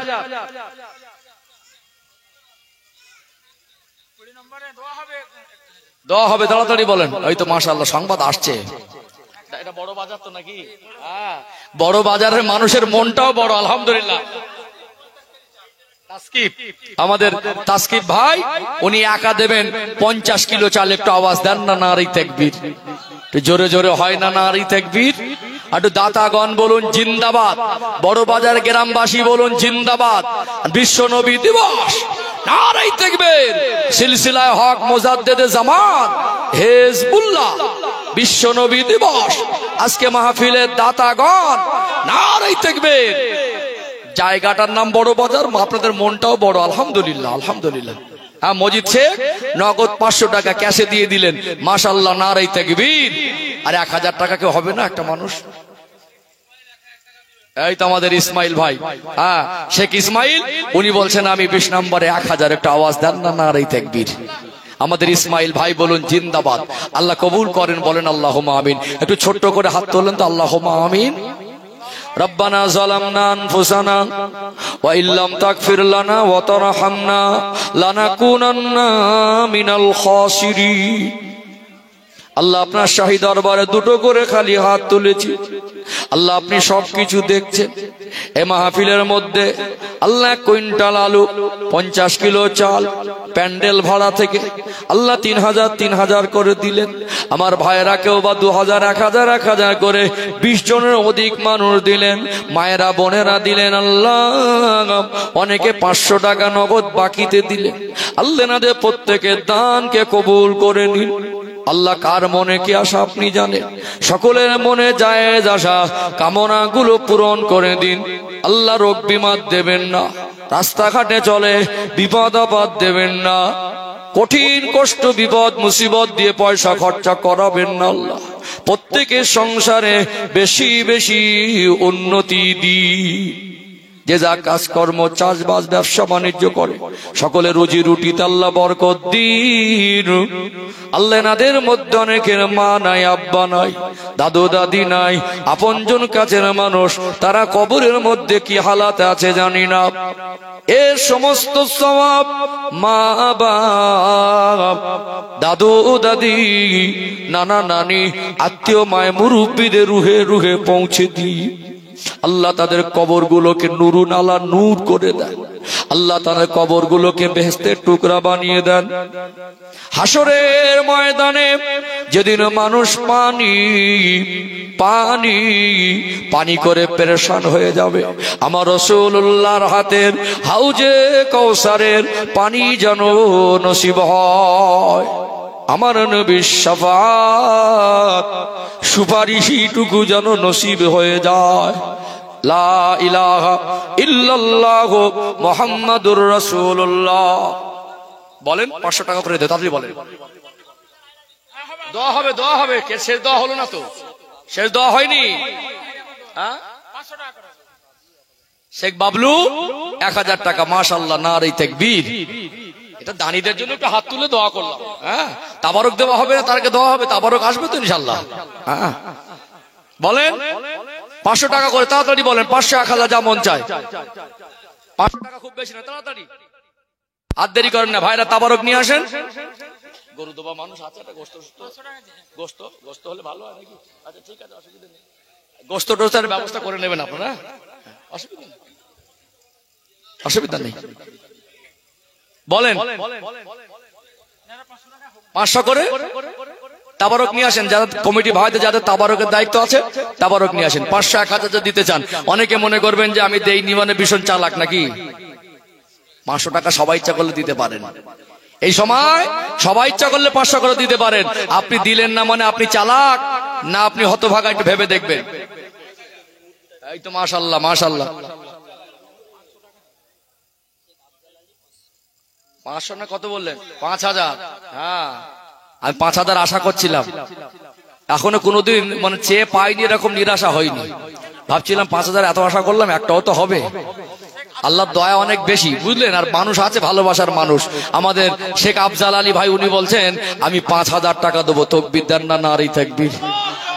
জোরে জোরে হয় না নারী তাকবীর? নারী তাকবীর, নারী তাকবীর। আমাদের সম্মানিত আফজাল আলী ভাই বলুন জিন্দাবাদ। 5000 টাকা জোরে বলেন মারহাবা। ওনার আব্বা আম্মা বলুন জিন্দাবাদ। ওনার মাই মুরব্বির কবরকে আল্লাহ বেহেশতের বাগান করে দেন, বলেন আল্লাহুম্মা আমিন। মাশাআল্লাহ, মাশাআল্লাহ। 500 করে দেন যারা একটু বাকি আছেন। দান ছোট হয় না, সব সময় হাত একরকম যায় না। বর্ষাকাল একটু হাত টান টান যাচ্ছে, বুঝতেই পারছি। 200 করেও দেন, একটা ভালো কাজ। একবার দরুদ শরীফ পড়লেও দরুদ শরীফ, 200 বার পড়লেও দরুদ শরীফ। 1 টাকা দান করলো দান, 2 লাখ টাকা, 2 কোটি টাকা দান করলো দান। আল্লাহর খাতায় দানীদের কাতারে দাঁড়িয়ে যান। আল্লাহ সেদিন হাসরের ময়দানে যদি নাজাতের ওসিলা করে দেন, সেই কাতারে আল্লাহ জায়গা করে দেবেন। তারপরও কি পরে দেবেন না আগে দেবেন? পরে। আচ্ছা, খতম কটা আছে? 2টো। আচ্ছা, যা 5টা বাজে যা পড়েছেন সবরেশন নিয়ত করে নেন সকল। আফরিদা বিবি 500 টাকা। আচ্ছা, দোয়ার আগে একটু তওবা পড়ে নেই, পড়েন আমার সঙ্গে। আউযু বিল্লাহি মিনাশ শাইতানির রাজিম। পড়েন আউযু বিল্লাহি মিনাশ শাইতানির রাজিম। বিসমিল্লাহির রহমানির রহিম। আল্লাহ তাআলা বিগত জীবনের तमाम জিন্দেগীর গুনাহ হইতে আপনার দরবারে খালিস দিলে তওবা করিতেছি। আস্তাগফিরুল্লাহ রব্বি মিন কুল্লি যামবি ওয়া আতুবু ইলাইহি। আশহাদু আল্লা ইলাহা ইল্লাল্লাহু ওয়াহদাহু লা শারীকা লাহু ওয়া আশহাদু আন্না মুহাম্মাদান আবদুহু ওয়া রাসূলুহু। লা ইলাহা ইল্লাল্লাহু মুহাম্মাদুর রাসূলুল্লাহ সাল্লাল্লাহু আলাইহি ওয়াসাল্লাম। একবার দোয়ার আগে মহব্বতে দরুদ শরীফ।